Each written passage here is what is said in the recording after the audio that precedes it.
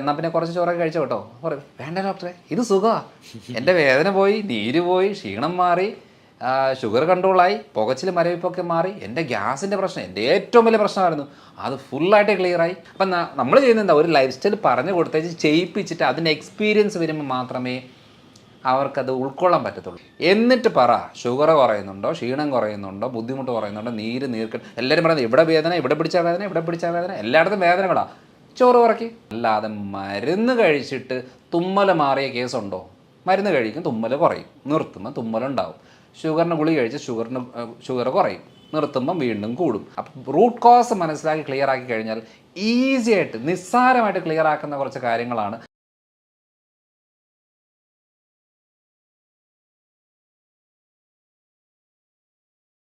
Convo ഹെൽത്തിൻ്റെ പുതിയൊരു വീഡിയോയിലേക്ക് എല്ലാവർക്കും സ്വാഗതം. നമ്മളുടെ കൂടെ ഇന്ന് കേരളത്തിലെ തന്നെ ഏറ്റവും സോഷ്യൽ മീഡിയയിൽ കൂടുതലായിട്ട് ഹെൽത്ത് ടോപ്പിക്സിലൊക്കെ ഡിസ്കഷൻ ചെയ്തുകൊണ്ടിരിക്കുന്നതാണ് ഡോക്ടർ മനോജ് ജോൺസൺ സാറാണ് നമ്മളുടെ കൂടെ ഉള്ളത്. അപ്പോൾ സാറോട് നമുക്ക് അല്പം കാര്യങ്ങൾ ചോദിച്ചിട്ട് ഡിസ്കഷൻ ആരംഭിക്കാം.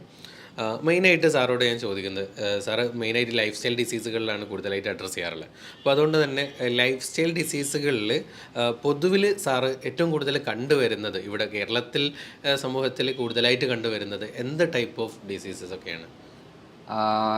ഇപ്പോൾ ലൈഫ് സ്റ്റൈൽ ഡിസീസ് ഏറ്റവും കോമൺ ആയിട്ട് നമ്മുടെ എല്ലാ സ്ഥലങ്ങളിലും ഉണ്ട്, എന്നാലും കേരളത്തിൽ കുറച്ച് കൂടുതലാണ്. കാരണം എന്ന് വെച്ചാൽ ലൈഫ് സ്റ്റൈൽ ഡിസീസ് എന്ന് പറയുമ്പോൾ നമ്മുടേത് ജീവിതശൈലിയായിട്ട് ബന്ധപ്പെട്ട പ്രശ്നങ്ങൾ. അതിൽ പ്രമേഹം വളരെ കോമൺ ആയിട്ടുള്ളൊരു കാര്യമാണ്. പിന്നെ blood pressure, hyper tension, cholesterol പ്രശ്നങ്ങൾ, ഫാറ്റ് ലിവർ ബുദ്ധിമുട്ടുകൾ, വെരിക്കോസ് പ്രശ്നങ്ങൾ, തൈറോയ്ഡ് റിലേറ്റഡ് ബുദ്ധിമുട്ടുകൾ, ഒബേസിറ്റി, വെയിറ്റ് കൂടുന്ന കാര്യങ്ങൾ. അപ്പോൾ ലിസ്റ്റ് എടുത്ത് നോക്കുമ്പോഴത്തേനും കുറേ പ്രശ്നങ്ങൾ നമ്മൾ ജീവിതശൈലി രോഗങ്ങളുമായിട്ട് ബന്ധപ്പെട്ട് നമ്മുടെ നാട്ടിൽ, പ്രത്യേകിച്ച് കേരളത്തിൽ വളരെ കോമൺ ആണ്. അപ്പോൾ അങ്ങനെ വരുമ്പം എന്തുകൊണ്ടാണ് ഇത്രയും കാര്യങ്ങൾ കോമൺ ആണെന്ന് സ്റ്റഡി ചെയ്ത് പോയപ്പോഴാണ് അതിൻ്റെ കാര്യങ്ങൾ എന്താണെന്ന് മനസ്സിലായത്. ഇന്ത്യയിൽ ഏറ്റവും കൂടുതൽ മരുന്ന് കഴിക്കുന്ന ഒരു സ്ഥലമാണ് കേരളം. കാരണം നമ്മുടെ മനോരമയുടെ ആ സർവേയിൽ തന്നെ പലർക്കും അറിയാം, ഒരു വ്യക്തി എന്ന് വെച്ചാൽ ഒരു സ്റ്റേറ്റിൽ 100-150 രൂപയാണ് ഒരു മാസം, അല്ലെങ്കിൽ ഒരു മാസം മരുന്നിന് വേണ്ടി ചിലവാക്കുന്ന സ്ഥലത്ത് കേരളത്ത് 2500 ചില്ലറ രൂപയാണ് ഒരാൾ ഒരു മാസം മരുന്നിന് വേണ്ടി ചിലവാക്കുന്നത്. അപ്പോൾ ഈ സർവേയിൽ നമുക്ക് മനസ്സിലാകുന്ന ഒരു കാര്യം എന്താണെന്ന് വെച്ചാൽ ഏറ്റവും കൂടുതൽ ആളുകൾ കോൺഷ്യസ് ആണ്, ഹെൽത്ത് കോൺഷ്യസ് ആണ് കേരളത്തിൽ. പക്ഷേ ആ ട്രാക്ക് ഒന്ന് മാറിപ്പോയി, അത്രേ ഉള്ളൂ. കാരണം ജീവിതശൈലി രോഗങ്ങൾക്കും മരുന്ന് കഴിച്ചാൽ ശരിയാകും എന്നുള്ള ഒരു തെറ്റിദ്ധാരണ വരുമ്പോഴാണ് ഈ മരുന്നുകളുടെ എണ്ണം കൂടുന്നത്. കാരണം എന്താണ്, നമ്മളൊരു വെയിറ്റ് കൂടുന്നു, അല്ലെന്നുണ്ടെങ്കിൽ ശ്വാസം മുട്ടലുണ്ടാകുന്നു, കൊളസ്ട്രോൾ കൂടുന്നു, ഫാറ്റ് ലിവർ വരുന്നു, ഷുഗറിൽ ചെറിയ വേരിയേഷൻ വരുന്നു, യൂറിക് ആസിഡ് കൂടുന്നു എന്നൊക്കെ പറയുന്ന ചേഞ്ചസ് വരുമ്പോഴേ നമ്മൾ ആദ്യം ഫോക്കസ് ചെയ്യുന്നത് ചെറിയ അളവിൽ ഷുഗർ കൂടിയല്ലോ ഉടനെ ഒരു മരുന്ന് കഴിക്കാം എന്നുള്ളതാണ്. പക്ഷേ അത് ഫുഡിൽ മാറ്റം വരുത്തി എക്സസൈസ് കറക്റ്റായിട്ട് ചെയ്തിച്ച് കുറയ്ക്കുക എന്നുള്ള മെത്തഡിനെക്കാട്ടിലും എളുപ്പപ്പണിയായിട്ട് നമ്മൾ ഒരു മരുന്ന് കഴിച്ചാൽ റെഡിയാകും എന്നുള്ളത് വിശ്വസിക്കുമ്പോഴാണ് ഏറ്റവും കൂടുതൽ തെറ്റ് വരുന്നത്. അതാണ് കേരളത്തിൽ ഏറ്റവും കൂടുതൽ കണ്ടുവരുന്നൊരു കാര്യം എന്ന് വെച്ചാൽ നമ്മളെല്ലാവരും എളുപ്പപ്പണിയിലെ ആൾക്കാരാണ്. നമുക്ക് ഭക്ഷണം ശ്രദ്ധിക്കാനോ അല്ലെങ്കിൽ ലൈഫ് സ്റ്റൈൽ നോക്കാനോ ഒന്നും പറ്റത്തില്ല. പക്ഷേ ഒരു ഈസി ആയിട്ട് ഒരു ഗുളികയോ ഒരു കഷായമോ ഒരു മരുന്നോ സിറപ്പോ ഇഞ്ചക്ഷനോ എന്തെങ്കിലും ഉണ്ടെങ്കിൽ അത് ഞാൻ നോക്കിക്കോളാം, അല്ലാതെ എനിക്ക് വേറെ കാര്യങ്ങൾ പറ്റുന്നില്ല എന്ന് വരുന്നതാണ് നമ്മുടെ കേരളത്തിലെ ഏറ്റവും വലിയൊരു പ്രശ്നം. പക്ഷേ ഒരു പ്രത്യേകത എന്താണെന്ന് വെച്ചാൽ ഈ ചികിത്സയോ മരുന്നോ ആശുപത്രികളോ ഡോക്ടർമാരോ മാറി മാറി ചെയ്തെങ്കിലും ഈ പ്രശ്നങ്ങൾ മാറുന്നില്ല. ഓരോ ദിവസവും പുതിയ പുതിയ രോഗങ്ങൾ, പുതിയ പുതിയ പ്രശ്നങ്ങൾ വന്നുകൊണ്ടിരിക്കുകയാണ്. വളരെ സിമ്പിളായിട്ടുള്ള എക്സാമ്പിൾ ഞാൻ പറയാം. ഇപ്പോൾ പ്രമേഹമുള്ള ഒരാൾ നമുക്ക് ഒരു ഹോസ്പിറ്റലിൽ പോകുന്നു, അതിനുള്ള മരുന്ന് കൊടുക്കുന്നു. 2 മാസം കഴിയുമ്പോഴത്തേനും അവർക്ക് വേറെ ഒരു പ്രശ്നം, അതല്ലെങ്കിൽ ഷുഗർ കൺട്രോൾ നിൽക്കുന്നില്ല. അപ്പോൾ എന്തായി, ഒരു ഗുളികയുടെ കൂടെ വേറൊരു ഗുളികയും കൂടെ ആഡ് ചെയ്തിട്ടാണ് കൊടുക്കുന്നത്.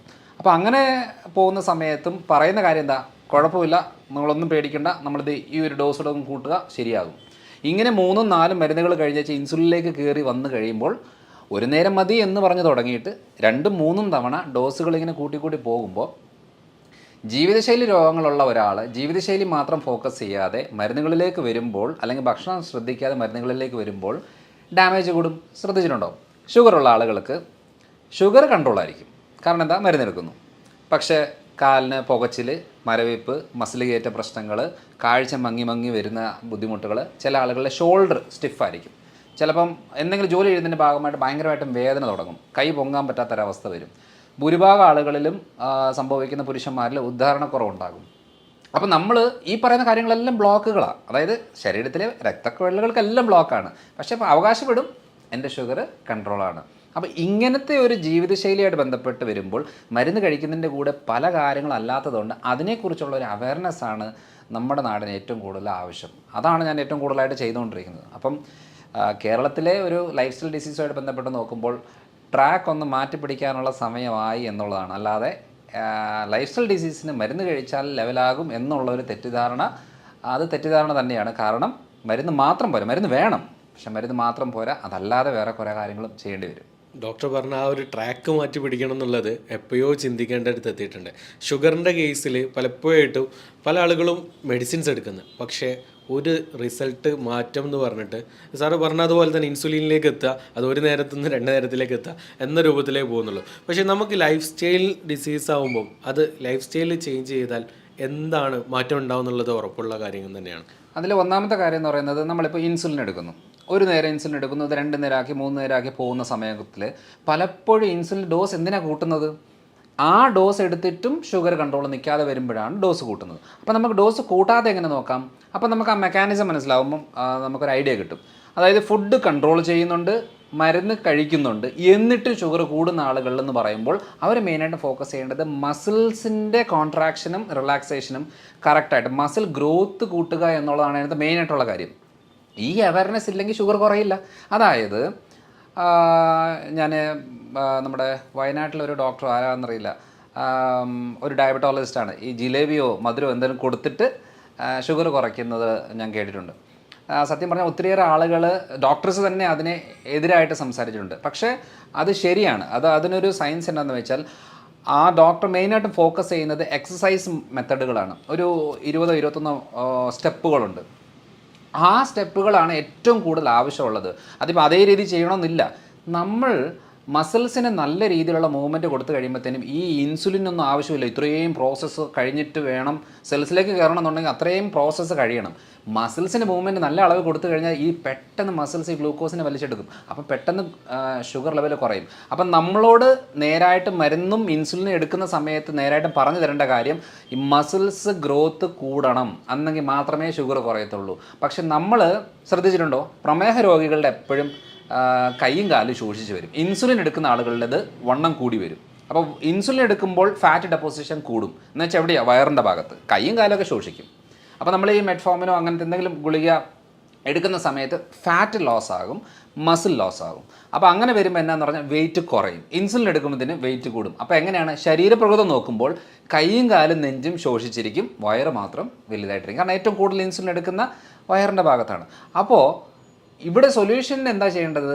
നമ്മൾ മെഡിസിനോ കാര്യങ്ങൾ എടുക്കുമ്പോൾ മസിൽ ബിൽഡപ്പ് ചെയ്യാനുള്ള കാര്യങ്ങൾ, അത് ഡംബിൾസ് യൂസ് ചെയ്യുവോ, പുഷപ്സ് ചെയ്യുവോ, പുല്ലപ്സ് ചെയ്യുവോ, ഏതെങ്കിലും രീതിയിലുള്ള മസിൽ ടയർഡാകുന്ന രീതി ചെയ്താൽ ഷുഗറും കൺട്രോൾ ആവും, മസിലും ഗ്രോത്ത് ആവും. അപ്പോൾ ഓട്ടോമാറ്റിക്കായിട്ട് ഷുഗർ കുറയും. സിമ്പിൾ കാര്യമാണ്, വളരെ സിമ്പിളായിട്ടുള്ള കാര്യമാണ്. അപ്പോൾ ഈ ഒരു ഐഡിയ നമുക്ക് കിട്ടിയെങ്കിൽ മാത്രമേ, ചിലവരല്ലേ ഫാസ്റ്റിംഗ് ഷുഗർ എൻ്റെ കൂടുതലാണ്, ഫുഡ് കഴിച്ചാൽ കുറവാണ്, അതിൻ്റെ അർത്ഥം എന്താ? മസിൽ ഗ്രോത്ത് ഇല്ല. അപ്പം മസിൽ സ്ട്രെങ്തനിങ് ആയാൽ ഫാസ്റ്റിംഗ് ഷുഗർ കുറയും. ഇതാണ് അതിൻ്റെ ബേസിക് ട്രിക്കാണ്. അതൊരു വളരെ സിമ്പിളായിട്ട് ചെയ്യാൻ പറ്റിയ കാര്യങ്ങൾ ഇതൊക്കെയാണ്. ഈ രൂപത്തിൽ നമുക്ക് ശ്രദ്ധിച്ചു കഴിഞ്ഞാൽ ഷുഗർ മാനേജ് ചെയ്ത് കൊണ്ടുവരാൻ പറ്റുന്നില്ല. അപ്പോൾ ഭക്ഷണ രീതിയിൽ എന്തെങ്കിലും ഇതിലുള്ള കാര്യങ്ങൾ ശ്രദ്ധിക്കേണ്ടത്? ഭക്ഷണ രീതിയിൽ വളരെ ഇമ്പോർട്ടൻ്റ് ആയിട്ട് ശ്രദ്ധിക്കേണ്ട ഒരു കാര്യം, നമ്മുടെ ഒരു കാഴ്ചപ്പാടിൽ പൊറോട്ടയും ബീഫും കപ്പയും മീനും കൂന കൂട്ടി ചോറ് കഴിക്കുന്നതുമാണല്ലോ നമ്മുടെ ഒരു ട്രെൻഡ്. ഇപ്പം ഞാൻ ഇപ്പം കോഴിക്കോടും കണ്ണൂരും കോട്ടക്കലൊക്കെ കൺസൾട്ടേഷൻ്റെ ഭാഗമായിട്ട് വരുന്ന സമയത്ത് പലപ്പോഴും ഹോട്ടലിൽ നിൽക്കാറുണ്ട്, ഭക്ഷണം കഴിക്കാറുണ്ട്, പല വീടുകളിൽ പോകാറുണ്ട്. ഇപ്പോൾ ഇവിടെ എല്ലാം കാണുന്ന ഒരു കോമൺ കാര്യം എന്ന് പറയുന്നത് കൂടുതൽ അളവാണ്. കാരണം വയറ് നിറയണം. പിന്നെ ഏറ്റവും കൂടുതൽ ഈ മലബാർ ഏരിയയിലൊരു പ്രത്യേകത എന്ന് വെച്ചാൽ കഴിപ്പിച്ചിട്ടാണ് സന്തോഷം പ്രകടിപ്പിക്കുന്നത്. എന്ന് വെച്ചാൽ വയറ് നിറയെ കഴിപ്പിക്കുക. അപ്പം നമ്മൾ പോയിട്ട് കുറച്ച് കഴിക്കുമ്പോഴത്തേനും പറയും, ഒന്നും കഴിക്കുന്നില്ല, ഒന്നും ഇഷ്ടമായില്ലേ എന്നുള്ള രീതിയാണ്. അപ്പോൾ ഇത് മലബാർ ഏരിയ മാത്രമല്ല, നമ്മുടെ നാട്ടിലൊരു കോമൺ ഒരു കൾച്ചർ എന്നാന്ന് വെച്ചാൽ ചോറ് കഴിച്ചെങ്കിൽ മാത്രമേ ഒരു ആരോഗ്യമുള്ളൂ എന്നുള്ളത്. എന്തിനാണ് ഈ അമേരിക്കയിലുള്ള ആൾക്കാരോട് നമ്മൾ പറയുകയാണ്, അതേ ബീഫും പൊറോട്ടയും കഴിച്ചിട്ടുണ്ടോ, സൂപ്പർ സാധനമാണ് എന്നൊക്കെ പറഞ്ഞു കഴിഞ്ഞാൽ അവർക്ക് എന്തെങ്കിലും വികാരമുണ്ടോ? ഒരു വികാരമില്ല. കപ്പയും മീനും നമുക്കാണെന്നുണ്ടെങ്കിൽ ഭയങ്കര ഒരു എന്താ പറയുക, ഭയങ്കര ഒരു വികാരമാണ് കപ്പയും മീനും വരുമ്പോൾ. എന്തുകൊണ്ടാണ് യൂറോപ്യൻസിന് ഈ കപ്പയും മീനും പറയുമ്പോൾ ഒരു താല്പര്യമില്ലാത്തത്? കാരണം എന്ന് വെച്ചാൽ നമ്മൾ പഠിച്ച് വളർന്ന് നമ്മുടെ നാട്ടുകാർ വീട്ടുകാർ എല്ലാം ഈ ഒരു കൾച്ചറിലേക്ക് വരുന്നത് കൊണ്ട് നമുക്കിത് വലിയ കാര്യമാണ്. അപ്പോൾ ആ ഒരു വലിയ കാര്യമായുള്ള സംഭവം നമ്മൾ പറയുകയാണെങ്കിൽ നമ്മുടെ ഒരു സ്ഥലത്ത് നിന്നുകൊണ്ട് നമ്മൾ പറയുകയാണെങ്കിൽ ഇതാണ് ഏറ്റവും നല്ല ഫുഡ് എന്ന് പറയുമ്പം അപ്പം നമ്മളൊരു അത് അടപ്പിച്ചെടുത്താൽ പ്രശ്നമാണ്. മുഴകളുണ്ടാകും, ഫാറ്റ് ലിവർ ഉണ്ടാകും, തൈറോയ്ഡ് തുടങ്ങും, പ്രമേഹം തുടങ്ങും, ബ്ലോക്ക് ഉണ്ടാകും, വെയിറ്റ് കൂടും എന്നൊക്കെ പറയുമ്പം അത് ഉൾക്കൊള്ളാൻ നമുക്ക് ഭയങ്കര ബുദ്ധിമുട്ടാണ്. കാരണം നമുക്ക് ഇഷ്ടമുള്ള സാധനം അത്. അപ്പോൾ അങ്ങനെ ഒരു ഭക്ഷണത്തിലേക്ക് നമ്മൾ ഡൈവേർട്ട് ചെയ്തെങ്കിൽ മാത്രമേ കാര്യമുള്ളൂ. ഇപ്പം ഒരു ഭക്ഷണം നമ്മൾ കഴിക്കുമ്പോൾ രാവിലെ നമുക്ക് ഇഡ്ഡലി ദോശ പുട്ട് ആണല്ലോ കോമൺ ആയിട്ട് നമ്മുടെ ഡയറ്റിലൊക്കെ വരുന്നത്. അതേപോലെ ഉച്ചയ്ക്ക് ചോറ് കറികളൊക്കെ ആയിട്ട്, രാത്രിയിൽ ചിലപ്പോൾ ചപ്പാത്തിയോ പൊറോട്ടയോ അല്ലെന്നുണ്ടെങ്കിൽ അങ്ങനെ എന്തെങ്കിലുമൊക്കെ ആയിട്ട്. അപ്പോൾ അങ്ങനെ പല ടൈപ്പ്. അപ്പോൾ ഏറ്റവും കൂടുതൽ ഇപ്പം കണ്ടുവരുന്നത് നമ്മുടെ കുഴിമന്തി, ബിരിയാണി ഐറ്റംസ്, നമ്മുടെ ബാർബിക്യൂ, അൽഫാം രീതികൾ, ഇതൊക്കെയാണ് കോമൺ ആയിട്ട് വരുന്നത്. അപ്പം നമ്മൾ നോക്കുമ്പം ഇപ്പോൾ ഫോർ എക്സാമ്പിൾ നമ്മളിപ്പോൾ ഒരു ബാർബിക്യൂ കഴിക്കുകയാണ് അല്ലെങ്കിൽ അൽഫാം കഴിക്കുകയാണ്.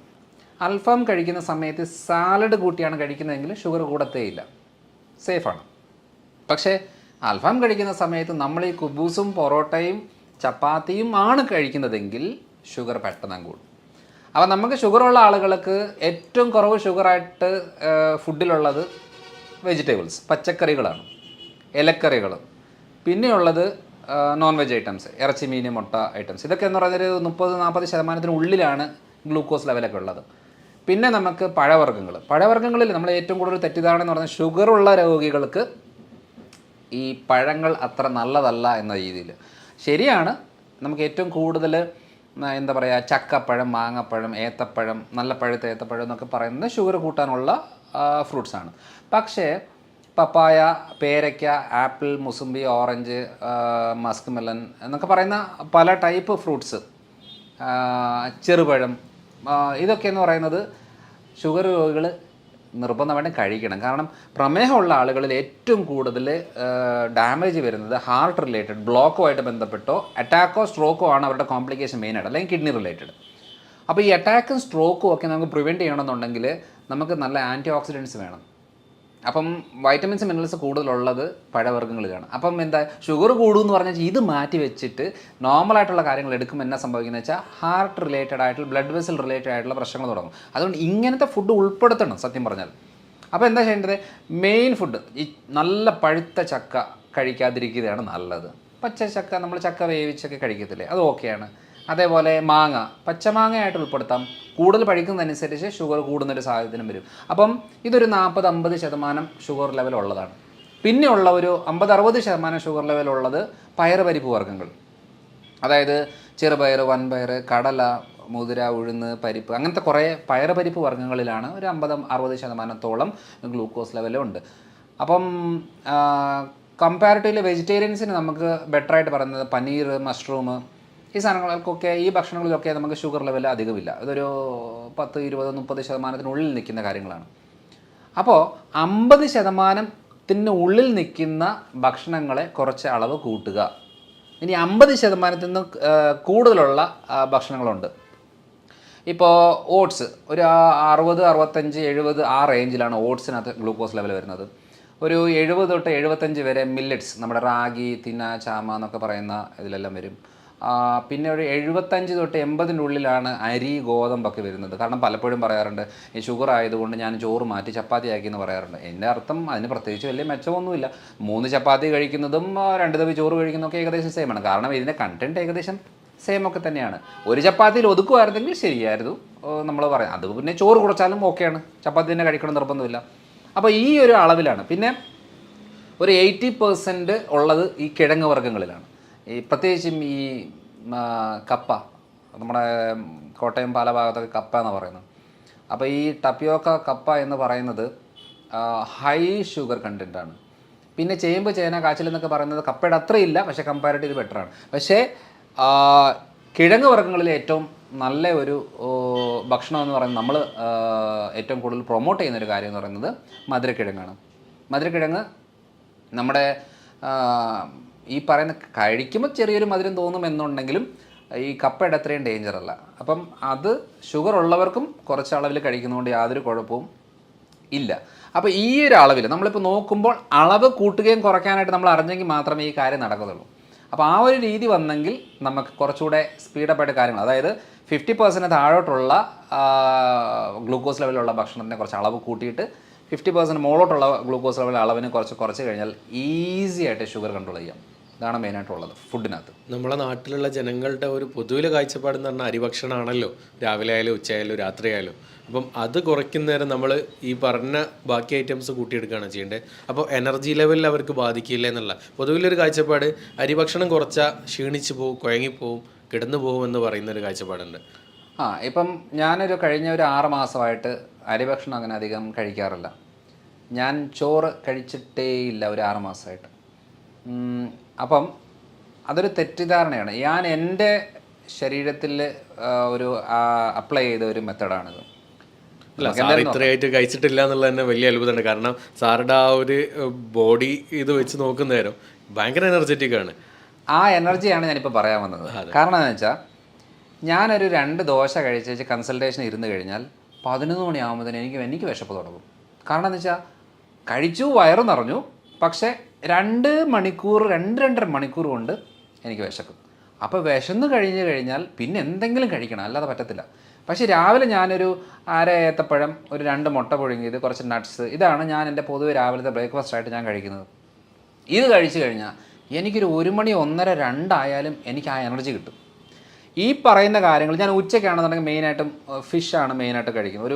ഒരു അയലയുടെ സൈസ് ഉണ്ടെങ്കിൽ ഒരു മീൻ, മത്തിയുടെ സൈസ് ചെറിയ സൈസ് ആണെങ്കിൽ 3-4 മീൻ, പിന്നെ അവിയൽ, തോരന്, ഉപ്പേരി, മെഴുക്കോട്ട് ഐറ്റംസ്, ഇതാണ് എൻ്റെ ഉച്ചയ്ക്കത്തെ ഫുഡ്. ഇത് കഴിച്ചേച്ച് ഞാൻ തിരിച്ചു പോയിട്ട് എന്തെങ്കിലും ഒരു മീറ്റിങ്ങിലോ ഫംഗ്ഷനിലോ കൺസൾട്ടേഷനിലോ ഇരുന്ന് കഴിഞ്ഞാൽ എനിക്ക് നല്ല എനർജിയാണ്. ചോറ് കഴിച്ചേച്ച് പോയി ഇരുന്ന് കഴിഞ്ഞാൽ എനിക്ക് തൂങ്ങും. അതായത് എനിക്ക് സംസാരിക്കാൻ വലിയ താല്പര്യം തോന്നത്തില്ല, ഒന്നിനോടൊരു ഉന്മേഷമില്ല. എനിക്ക് എനർജി കിട്ടുന്നത് അത് കഴിക്കാത്ത സമയത്താണെന്ന് തിരിച്ചറിഞ്ഞപ്പോഴാണ് ഞാൻ മനസ്സിലാക്കിയത് വെറുതെ എന്തിനാണ് ഈ സാധനങ്ങളൊക്കെ കഴിക്കേണ്ട ആവശ്യം. അതങ്ങ് ഞാൻ സ്റ്റോപ്പ് ചെയ്തേച്ച് ഈ ഒരു രീതിയിലേക്ക് ഡയറ്റ് വന്നപ്പോഴത്തേനും എനിക്ക് നല്ല എനർജിയായി. അപ്പോൾ ഭൂരിഭാഗം ആൾക്കാർ ഇപ്പോൾ പറഞ്ഞൊരു തെറ്റിദ്ധാരണയുണ്ട്, നമ്മൾ ഈ അരി സാധനമോ അല്ലെങ്കിൽ ഗോതമ്പോ അങ്ങനെ എന്തെങ്കിലും ഒന്നും കഴിച്ചില്ല എന്നുണ്ടെങ്കിൽ ചിലപ്പോൾ ശരീരം ശോഷിച്ച് വരും, മെലിഞ്ഞ് വരും, എനർജി കുറയും, ക്ഷീണം ഉണ്ടാകും എന്നുള്ളതോട് അതൊന്നും ഒരു സത്യമാണ്. നമുക്ക് ആവശ്യം, അതായത് നമുക്ക് ഗ്ലൂക്കോസ് ആവശ്യമാണ്. ഈ ഗ്ലൂക്കോസ് ആവശ്യം എന്ന് പറയുമ്പോൾ അരിയുടെ രൂപത്തിൽ തന്നെ ഗ്ലൂക്കോസ് കഴിക്കണമെന്ന് ഒരു നിർബന്ധമില്ല. ഇപ്പം ഞാൻ ഉച്ചയ്ക്ക് ചിലപ്പോൾ ഈ വാഴയ്ക്ക ചെറുതായിട്ട് ഇതാക്കി തേങ്ങയൊക്കെ ഇട്ട് ഒരു അവിയൽ ഫോമിലാക്കി കഴിക്കും. അതേപോലെ വാഴക്കൂമ്പ്, ചുണ്ടെന്നൊക്കെ പറയില്ലേ, വാഴക്കൂമ്പും വൻപയറും മിക്സ് ചെയ്തിട്ട് തോരനാക്കി കഴിക്കും. ഇതിനകത്തെല്ലാം കാർബോഹൈഡ്രേറ്റ് ഉണ്ട്. 80% ഇല്ല, 60% ഉള്ളത് എന്നുള്ളതേ ഉള്ളൂ. അതായത് നമുക്ക് കിട്ടേണ്ട എനർജി കിട്ടി, ഈ രൂപത്തിൽ തന്നെ കിട്ടണമെന്ന് വാശി പിടിക്കുമ്പോൾ മാത്രമേ നമുക്ക് ഈ പ്രശ്നമുള്ളൂ. അപ്പോൾ ആ ഒരു രീതിയിൽ നമുക്ക് മനസ്സിലാക്കി കഴിഞ്ഞാൽ മാത്രമേ എങ്ങനെ ഇതിനെ മാനേജ് ചെയ്യണം. അതുകൊണ്ട് വണ്ണം കുറയും, സത്യം പറഞ്ഞാൽ വണ്ണം കുറയും. ഗ്രെയിൻസ് കട്ട് ചെയ്താൽ വണ്ണം കുറയും. എനിക്ക് 2 കിലോ കുറഞ്ഞു, ഇപ്പം ഞാൻ 4 കിലോ കൂടി. കാരണം വേറെ ഒന്നുമല്ല, പ്രോട്ടീനും ഫാറ്റും വൈറ്റമിൻസും മിനറൽസും ബോഡിയിലേക്ക് സപ്ലൈ ചെയ്തു, കാർബോഹൈഡ്രേറ്റ് കുറച്ചു. ഇതാണ് ഞാൻ ചെയ്തിട്ട് എന്തായി, ഞാൻ ഫിസിക്കൽ വർക്കൗട്ട് ചെയ്യാൻ തുടങ്ങി.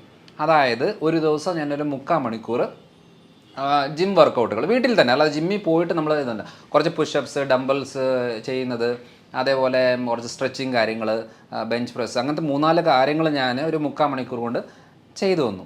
അന്നേരം എന്താ സംഭവിക്കുന്നത് വെച്ചാൽ മസിൽ കുറച്ച് ഗ്രോത്ത് ആകാൻ തുടങ്ങി. നമ്മളെപ്പോഴാണ് ഭക്ഷണം നിയന്ത്രിച്ച് മസിലിന് വർക്കൗട്ട് കൊടുത്തില്ലെന്നുണ്ടെങ്കിൽ എന്താ സംഭവിക്കുന്നത്, നമ്മൾ മെലിഞ്ഞ് ശോഷിച്ച് വണ്ണം കുറഞ്ഞ് വരും, ക്ഷീണം ഉണ്ടാവും. നമ്മൾ പ്രോട്ടീനും ഫാറ്റും വൈറ്റമിൻസും മിനറൽസും കുറച്ച് കാർബ്സും ഒക്കെ സപ്ലൈ ചെയ്തിട്ട് ഫിസിക്കൽ വർക്കൗട്ട് ഒന്ന് കൂട്ടിക്കഴിഞ്ഞാൽ ബോഡി നമുക്ക് മെയിൻറ്റെയിൻ ചെയ്യാൻ പറ്റും. ഇല്ലെങ്കിൽ എന്നാ സംഭവിക്കുന്നത് വെച്ചാൽ, ഇപ്പം കോമൺ ആയിട്ട് പറയുന്ന പോലെ ഇതൊന്നും കഴിച്ചില്ലെന്നുണ്ടെങ്കിൽ ഭക്ഷണമായിട്ട് കൂട്ടത്തേ ഇല്ല. പലപ്പോഴും കൺസൾട്ടേഷൻ വരുമ്പം 2 ആഴ്ച കഴിഞ്ഞ് വരുമ്പം നമ്മൾ ചോദിക്കും, എന്നാ ഉണ്ട്, നല്ല മാറ്റമുണ്ട്, കുഴപ്പമൊന്നുമില്ല, പിന്നെ ഞാൻ ഭക്ഷണം ഒന്നും ഇല്ല, ഞാൻ പട്ടിണിയാണ് ശരിക്കും പറയാം. അപ്പോൾ ഞാൻ ചോദിക്കും, രാവിലെ എന്താ കഴിക്കുന്നത്? രാവിലെ ഡോക്ടർ പറഞ്ഞ പോലെ കുറച്ച് ഏത്തപ്പഴം കുറച്ച് കഴിക്കും, കുറച്ച് മുട്ട ഓംലെറ്റ് ആക്കി കഴിക്കും എന്നൊക്കെ പറയും. ഓ ശരി. 11 മണിക്കോ 11 മണിക്കോ ഒരു പേരയ്ക്കോ അങ്ങനെ എന്തെങ്കിലും കഴിക്കും. ഉച്ചയ്ക്ക് കുറച്ച് മീനും കറികളൊക്കെ ആയിട്ട് കഴിക്കും. രാത്രി ഞാൻ സൂപ്പും വെജിറ്റബിൾസോ അല്ലെങ്കിൽ കുറച്ച് ചിക്കനോ അങ്ങനെ എന്തെങ്കിലും ആയിരിക്കും കഴിക്കുന്നത്. അപ്പോൾ ഞാൻ ചോദിച്ചു, നിങ്ങൾ പട്ടിണിയാന്ന് പറഞ്ഞതോ? അല്ല, ചോറ് ഇല്ലല്ലോ, ചോറ് ഞാൻ ഇപ്പോൾ 15 ദിവസമായിട്ട് ചോറ് കഴിക്കാതെ. അത് നമ്മളെ മലയാളികൾക്കുള്ള വേറൊരു സംഭവമാണ്. നേരത്തെ മരുന്നില്ല എന്ന് പറഞ്ഞാൽ അസുഖം മാറില്ല എന്ന് ചിന്തിക്കുന്നത് പോലെ അരിഭക്ഷണം ഇല്ലെങ്കിൽ ഭക്ഷണം ഇല്ല, അത് പട്ടിണിയാന്നാ. അപ്പോൾ അങ്ങനെ വരുമ്പോൾ എന്നാന്ന് വെച്ചാൽ, അപ്പം ഞാൻ ചോദിക്കും, ഇത്രയും കാര്യങ്ങൾ നിങ്ങൾ കഴിച്ചില്ലേ, എന്നിട്ട് നിങ്ങളുടെ ഷുഗർ എങ്ങനെയുണ്ട്? ഷുഗറൊക്കെ കൺട്രോളായി. ക്ഷീണം എങ്ങനെയുണ്ട്? ക്ഷീണമൊന്നുമില്ല, ഇപ്പം നല്ല ഇതായി. നീരും വേദനയൊക്കെയോ അതൊക്കെ മാറി, നല്ല മാറ്റമുണ്ട്. ഗ്യാസിൻ്റെ പ്രശ്നമൊക്കെയോ അത് 2-ാമത്തെ ദിവസം തന്നെ ക്ലിയറായി. ഇത്രയും മാറ്റങ്ങൾ വന്നിട്ട് നിങ്ങൾ പിന്നെ എന്തിനാണ് ഈ നഷ്ടബോധത്തോടെ ചോറ് കഴിക്കുന്നില്ലല്ലോ എന്ന് പറയുന്നത്? ഒരു കാര്യം ചെയ്യും, നിങ്ങൾ ഒരു ദിവസം ഒന്ന് കഴിച്ച് നോക്ക്, എന്നിട്ട് ഈ ബുദ്ധിമുട്ടുകളെല്ലാം 2-ാമത് ഉണ്ടാകുന്നുണ്ടോ എന്ന് നോക്ക്. അപ്പോൾ ഇത് പറഞ്ഞു കൊടുക്കുമ്പോൾ പലരും ചിലപ്പോൾ 1 മാസമൊക്കെ കഴിഞ്ഞ് വരുന്ന സമയത്ത് പറയും, ഞാൻ പറയാം എന്നാൽ പിന്നെ കുറച്ച് ചോറൊക്കെ കഴിച്ചോ കേട്ടോ. പറയും വേണ്ട ഡോക്ടറെ, ഇത് സുഖമാണ്, എൻ്റെ വേദന പോയി, നീര് പോയി, ക്ഷീണം മാറി, ഷുഗർ കൺട്രോളായി, പുകച്ചിൽ മരവിപ്പൊക്കെ മാറി, എൻ്റെ ഗ്യാസിൻ്റെ പ്രശ്നം എൻ്റെ ഏറ്റവും വലിയ പ്രശ്നമായിരുന്നു, അത് ഫുള്ളായിട്ട് ക്ലിയറായി, എനിക്കിത് സുഖമാണ്, എനിക്കിനിയും വേണ്ട, എനിക്ക് പഴയ രീതിയിൽ പോകണമെന്ന് ഒരു താല്പര്യമില്ല. അപ്പം നമ്മൾ ചെയ്യുന്നത് എന്താ, ഒരു ലൈഫ് സ്റ്റൈൽ പറഞ്ഞു കൊടുത്തേച്ച് ചെയ്യിപ്പിച്ചിട്ട് അതിൻ്റെ എക്സ്പീരിയൻസ് വരുമ്പോൾ മാത്രമേ അവർക്കത് ഉൾക്കൊള്ളാൻ പറ്റത്തുള്ളൂ. അല്ലെങ്കിൽ ദൈവമേ ഇതൊക്കെ ഇങ്ങനെ കഴിച്ച് എങ്ങനെ ജീവിക്കും എന്ന് ചോദിക്കുന്നുണ്ട്. ഇപ്പം ഞാനിപ്പോൾ പുറത്ത് പോകുന്ന സമയങ്ങളിലൊക്കെ എനിക്ക് വീട്ടിലെ ഒരു പ്രോട്ടോക്കോൾ ചെയ്യാൻ പറ്റത്തില്ല. അപ്പോൾ ഞാനിപ്പോൾ പുറത്ത് പോകുമ്പം ബിരിയാണി കഴിച്ചു എന്ന് വെച്ചോ, ബിരിയാണി ഞാൻ ആ ഒരു ചിക്കൻ പീസ് ഉണ്ടെങ്കിൽ 2 ചിക്കൻ പീസ് എടുത്തേച്ച് ഒരു ഇത്രയും അതിൻ്റെ റൈസ് ഇത്രയും എടുക്കുകയുള്ളൂ. അപ്പോൾ നോക്കുമ്പം എൻ്റെ ബിരിയാണി മൊത്തം വേസ്റ്റാണ്. കാരണം അത് ചോറ് മൊത്തം ഞാൻ കഴിക്കത്തില്ല. ഞാൻ ഈ പീസുകൾ കഴിച്ച് കുറച്ച് സാലഡും കാര്യങ്ങളൊക്കെ എടുത്ത് വെച്ച് കഴിക്കും. അപ്പം എന്ന് വെച്ചാൽ നമ്മൾ എവിടെ പോയാലും ഇത് ശീലിക്കാൻ പറ്റും. ഞാനൊരു കല്യാണത്തിനോ ഫംഗ്ഷനൊക്കെ പോയി കഴിഞ്ഞാൽ ഞാൻ അവിടെയുള്ള എല്ലാ വെറൈറ്റിയും കഴിക്കും.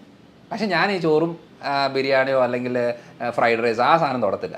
എന്തെങ്കിലും ഫിഷോ ചിക്കനോ അല്ലെങ്കിൽ സാലഡ്സോ വെജിറ്റബിൾസോ അങ്ങനെ എന്തെങ്കിലും ഉണ്ടെങ്കിൽ അത് ഉൾപ്പെടുത്തി കഴിക്കും. അപ്പോൾ അങ്ങനെ വരുമ്പോൾ എന്നാന്ന് വെച്ചാൽ നമ്മൾ ശ്രദ്ധിച്ചിട്ടുണ്ടോ, കല്യാണമോ ഫംഗ്ഷനോ പരിപാടിയൊക്കെ നമ്മൾ ഫുഡ് കഴിച്ച് കഴിഞ്ഞാൽ ഭയങ്കര ക്ഷീണമാണ്. പിന്നെ നമുക്ക് ആ ദിവസം ഒന്നിനും നമ്മളെ കൊണ്ട് കൊള്ളത്തില്ല. എവിടെയെങ്കിലും പോയി കടന്നാൽ മതി, ഇരുന്നാൽ മതി എന്നല്ലാതെ വേറൊരു ചിന്തയും കാണത്തില്ല. കാരണം എന്താണെന്നറിയോ, ഈ കഴിച്ച് അടിച്ച് കുഴച്ച് കയറ്റി കഴിയുമ്പോണ്ടല്ലോ ശരീരത്തിന് ആകെ വിഷമമാണ്, ബുദ്ധിമുട്ടാണ്. അപ്പോൾ എന്ത് ചെയ്യും, ഇനിയും ഈ വ്യക്തിക്ക് ഒരു എനർജി കൊടുത്തു കഴിഞ്ഞാൽ ഇവൻ വീണ്ടും പോയി കഴിക്കും.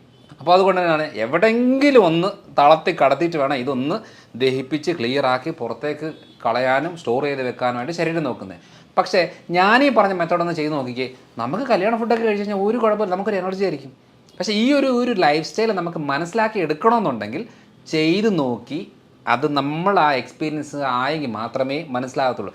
എന്നിട്ട് പറ, ഷുഗർ കുറയുന്നുണ്ടോ, ക്ഷീണം കുറയുന്നുണ്ടോ, ബുദ്ധിമുട്ട് കുറയുന്നുണ്ടോ, നീർക്കെട്ട്. എല്ലാവരും പറയുന്നത് ഇവിടെ വേദന, ഇവിടെ പിടിച്ചാൽ വേദന, ഇവിടെ പിടിച്ചാൽ വേദന, എല്ലായിടത്തും വേദനകളാണ്. ചോറ് കുറയ്ക്ക്, അരിയുടെ സാധനം കുറയ്ക്ക്, ആ നീർക്കെട്ടും മാറും. പക്ഷെ നമ്മൾ എന്ത് ചെയ്യും, എളുപ്പപ്പണിയിൽ വേദനയ്ക്ക് നീരിനും മരുന്നെടുക്കും. എത്ര നാളെടുക്കും? മരണം വരെ. അപ്പോൾ ഈ ഒരു കാര്യങ്ങൾ ആണ് ആ ഒരു മെത്തഡ് നമ്മൾ പറഞ്ഞു കൊടുത്ത് ശരീരത്തിനൊന്ന് ഓർഡറാക്കി എടുക്കാനുള്ള കുറച്ച് മരുന്നുകളോ സപ്ലിമെൻറ്റ്സോ കുറച്ച് കാര്യങ്ങളൊക്കെ ചെയ്ത് കൊടുത്ത് അവരുടെ ലൈഫ് സ്റ്റൈൽ രീതികളിൽ അവരുടെ ജോലിയും അവരുടെ വീട്ടിലെ സാഹചര്യത്തിനനുസരിച്ച് അത് മാറ്റം വരുത്തി കൊടുക്കുമ്പോഴാണ് ഐഡിയ കിട്ടുന്നത്. അല്ലാതെ മരുന്ന് കഴിച്ചിട്ട് തുമ്മൽ മാറിയ കേസുണ്ടോ? മരുന്ന് കഴിക്കും, തുമ്മൽ കുറയും, നിർത്തുമ്പോൾ തുമ്മലുണ്ടാവും. ഷുഗറിന് ഗുളിക കഴിച്ച് ഷുഗർ കുറയും, നിർത്തുമ്പം വീണ്ടും കൂടും. തൈറോയിഡിന് ഗുളിക എടുക്കുമ്പോൾ തൈറോയിഡ് കുറയും, നിർത്തുമ്പം വീണ്ടും കൂടും.